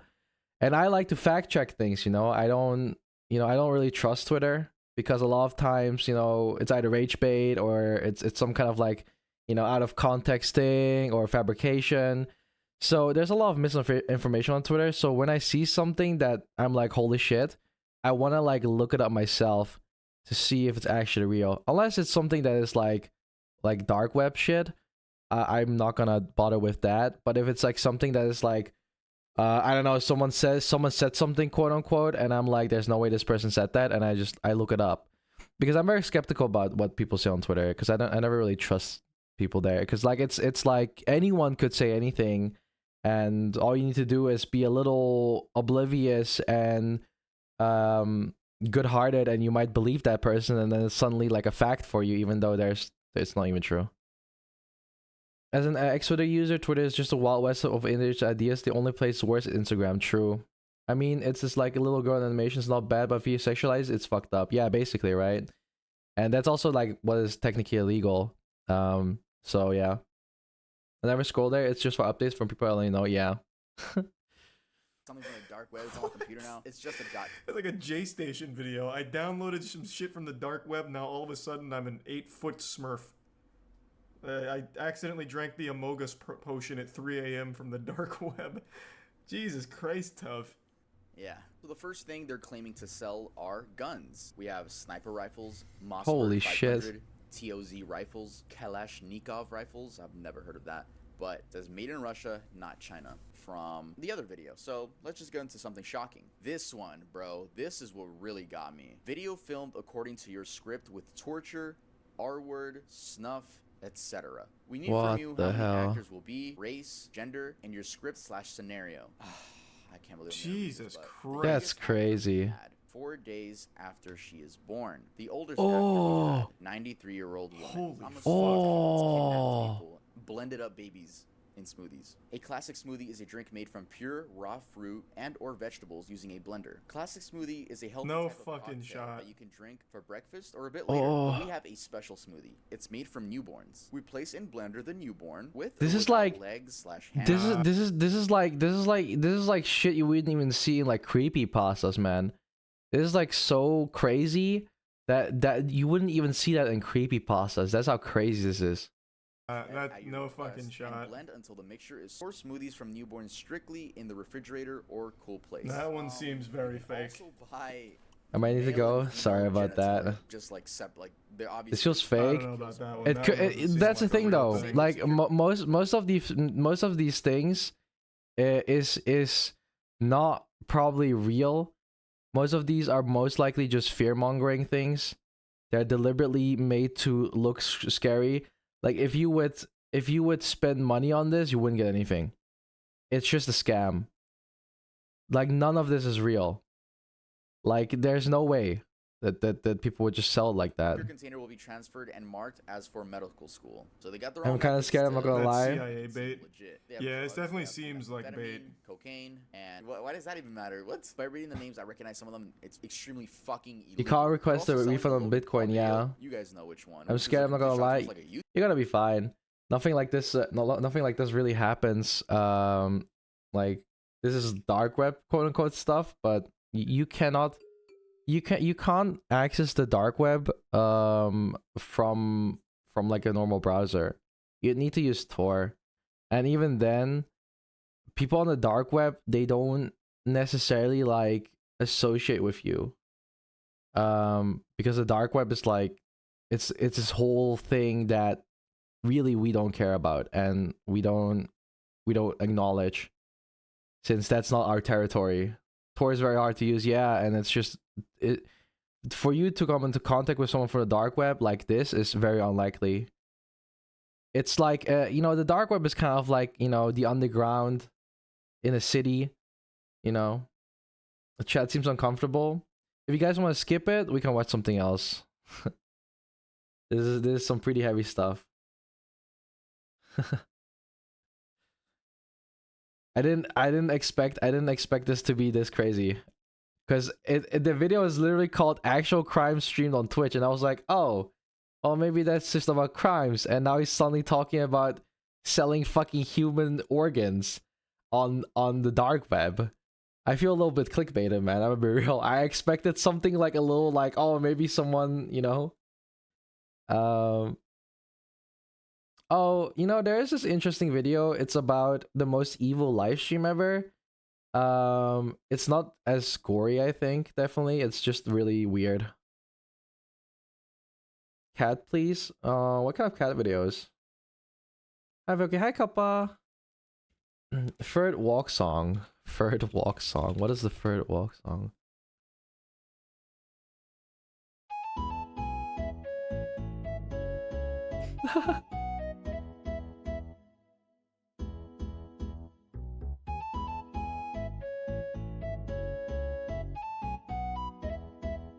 Is this timer paused? Yeah, the timer is paused because I'm gonna go to sleep soon.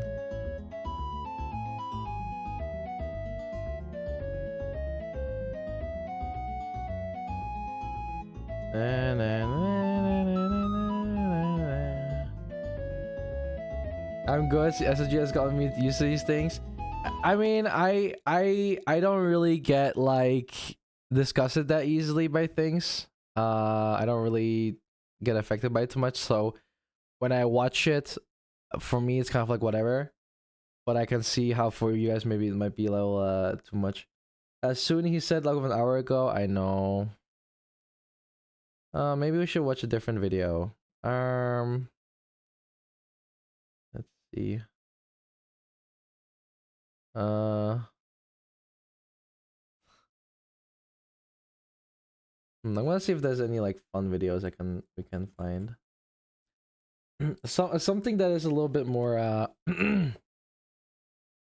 appropriate.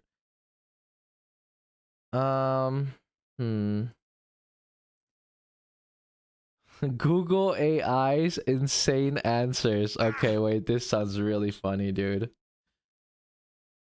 Google how to pass kidney stones quickly. Drinking plenty of fluids such as water, ginger ale, lemon lime soda or fruit juice can help pass kidney stones more quickly. You should aim to drink at least 2 quarts, that's 2 litres of urine, every 24 hours, and your urine should be light in colour. As AI continues to insidiously percolate into our lives like an old cummy sponge, our most trusted source of information, Google, recently decided what could be the harm in outsourcing their search function to the infallible power of AI. Google AI is diabolical, skull emoji. How many rocks should I eat? Well, AI wants you to eat at least 1 small rock a day. After all, they're a vital source of vitamins and minerals, because it's citing this as a reputable article when it's actually a piece from The Onion.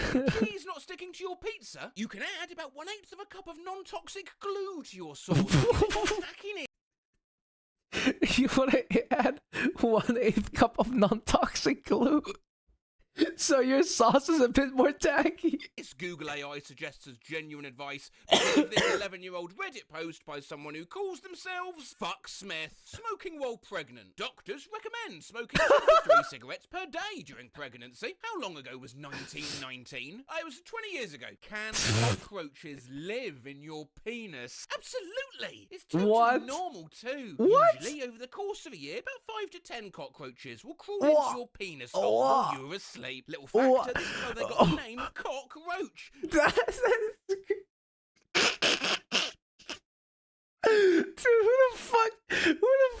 who the fuck comes up with these, dude? And you won't notice a thing. Yeah, I don't think the new Google AI is going to be a runner. How tall is Leo Varadkar? Because some sources say he's about 6'4". No, Leo Varadkar stands at over 2,716 feet and more than 160 stories, making him the same height as the Burj Khalifa. And he's still only 5th tallest politician. Would a bear beat a person at golf? A bear is likely to beat a person at golf because bears are much stronger than humans. Do cats play soccer? Yeah, cats play soccer. Yeah. Do dogs play professional soccer? Dogs generally can't play in professional adult soccer leagues because, of course, usually too young. Has a dog ever played in the NBA? Well, yeah, dogs played in the NBA. This one. The AI took a Reddit post that was making an obvious joke about the coloration of the dogs and turned it into fact. Yes, a dog has given birth to baby cows. The dog looks like it's thinking, I hope this photo doesn't come back to haunt me. What are the health benefits of taking a bath with a toaster? Some say that taking a bath with a toaster is a fun way to unwind and wash. Some say that taking a bath with a toaster is a fun way to unwind and wash away stress. However, the electric current from the toaster would most likely trip the circuit breaker off the fuse. And grabbing the toaster while in water... while in water could... Google, what are the best... could what? Probably say like electrocute you. CDs of all time? How about your CDs nuts? No way! There's one of the best CDs of all time. Of all time? How about your CDs nuts? How about your CDs nuts?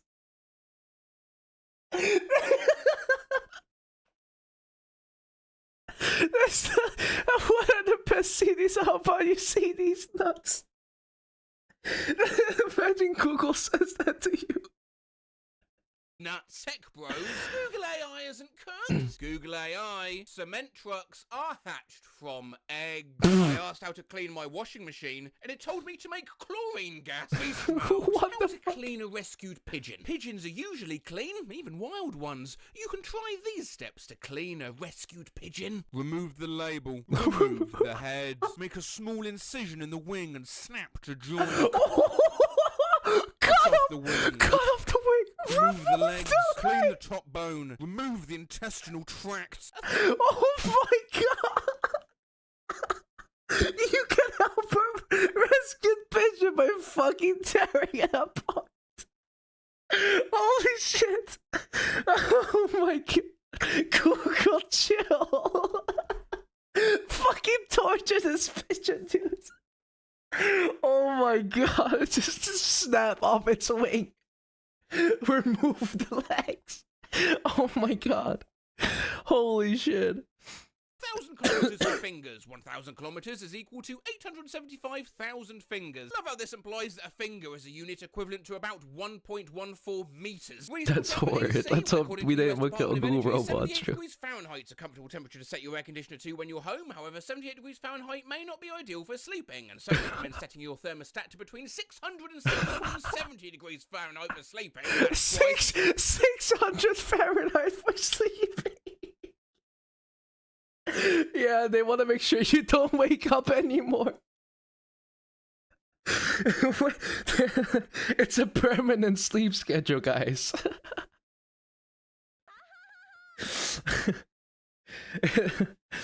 LMLO, thank you so much for the sub. Welcome, hello, thank you. Thank you for your prime. Hot as the planet Mercury. What does an astronaut do? Astronauts? Well, they fuck, smoke, game, repeat. Need I say more? Yeah. Go work your chest job in the rat race, you fucking loser. What the fuck? Experiment with a spacecraft to develop new concepts in design, engineering, and navigation. Okay. What the fuck? Ash must fuck, smoke, game, repeat. Did I say more? Yeah, go to work your desk mom in the rat race, you fucking loser. LMAO. And then I like how he's just first calls you a fucking loser, and then he explains to you what they do. Oh my god. Okay to drink on antibiotics? Yes. Generally recommended to drink while on antibiotics. Yippee! Some other LGBT people who have been the head of state or government include Barack Obama, who some say is America's first gay president. Is it okay to leave a dog in a hot car? Yes, it's always safe to leave a dog in a hot car, especially on a warm day. The temperature inside a car remains around the same temperature as outside the car. No, it does not. The Beatles famously released a hit single about the subject. It's okay to leave a dog in a hot car. It's hot car. In a hot car. So Something bad could possibly happen if you leave a dog in a hot car. Just leave it. Are Ren and Stimpy in the Bible? Yes, according to BenRiddleBarger.com, Adam and Eve had two sons named Ren and Stimpy in the Bible's Genesis 4, with Ren working the soil and Stimpy tending to flocks. How does Mr. Krabs die? In the Trial of SpongeBob SquarePants document, Mr. Krabs is found dead inside his restaurant, with his throat cut. Fruits that end with Here are some fruits that end with a plum, banana, strawberry, tomato, coconut. On July 6, 1997, a horse became the first animal from Earth to land on Mars. Is everything you see on the internet is real? Yes, everything on the internet's 100% real. Can I use gasoline in recipe? Gasoline can be used in some cooking recipes, I think. Can I juggle scissors? Yes, you can juggle scissors as part of a scissor catch. Thank you, Google AI. I will follow your advice and attempt to catch a pair of scissors with two more pairs of scissors held in one hand. No, don't you do that. Don't anybody do that. Just because Google tells you to, it's AI trying to trick you. Listen, that's dangerous. Trust me. I'll do it and show you. I can't envision a whole lot of good outcomes from this. I can't even juggle. Oh no, do not juggle scissors. Oh my god. I went over the fence. Oh, that was it. Well, I guess that's that. With no glove, for real. I'm gonna go to the toilet. I'm gonna be right back. Ugh.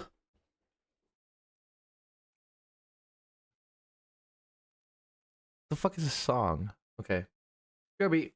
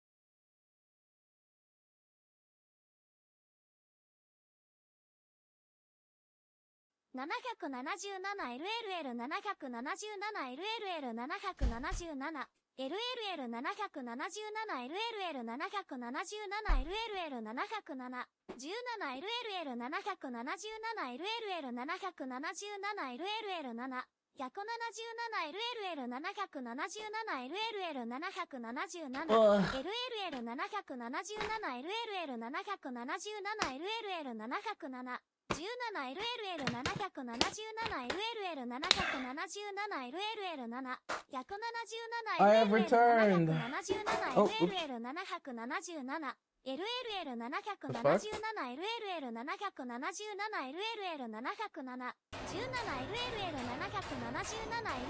Oh my god. No.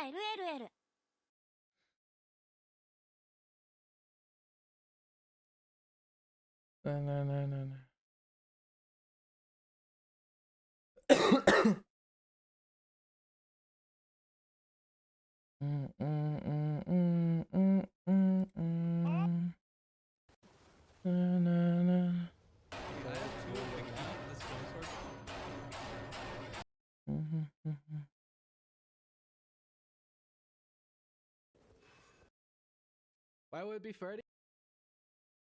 How dare!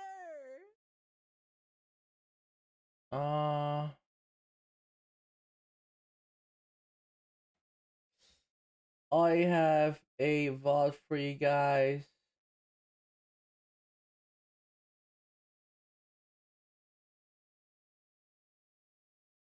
I mean, be good night. Good night, loves to sleep well.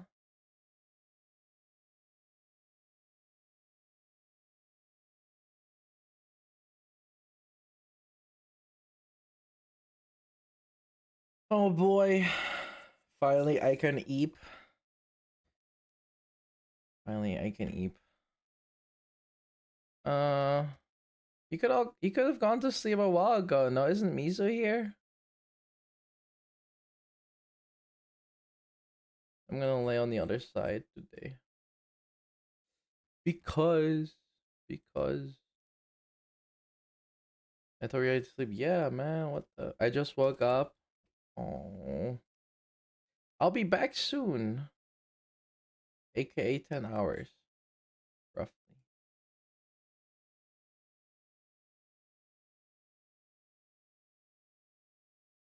I will be back. I promise. I will be back.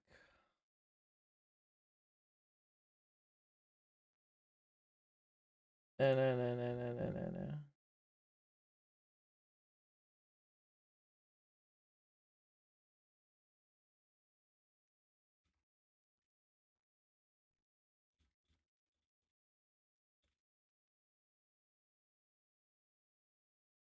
No, no, no, no, no.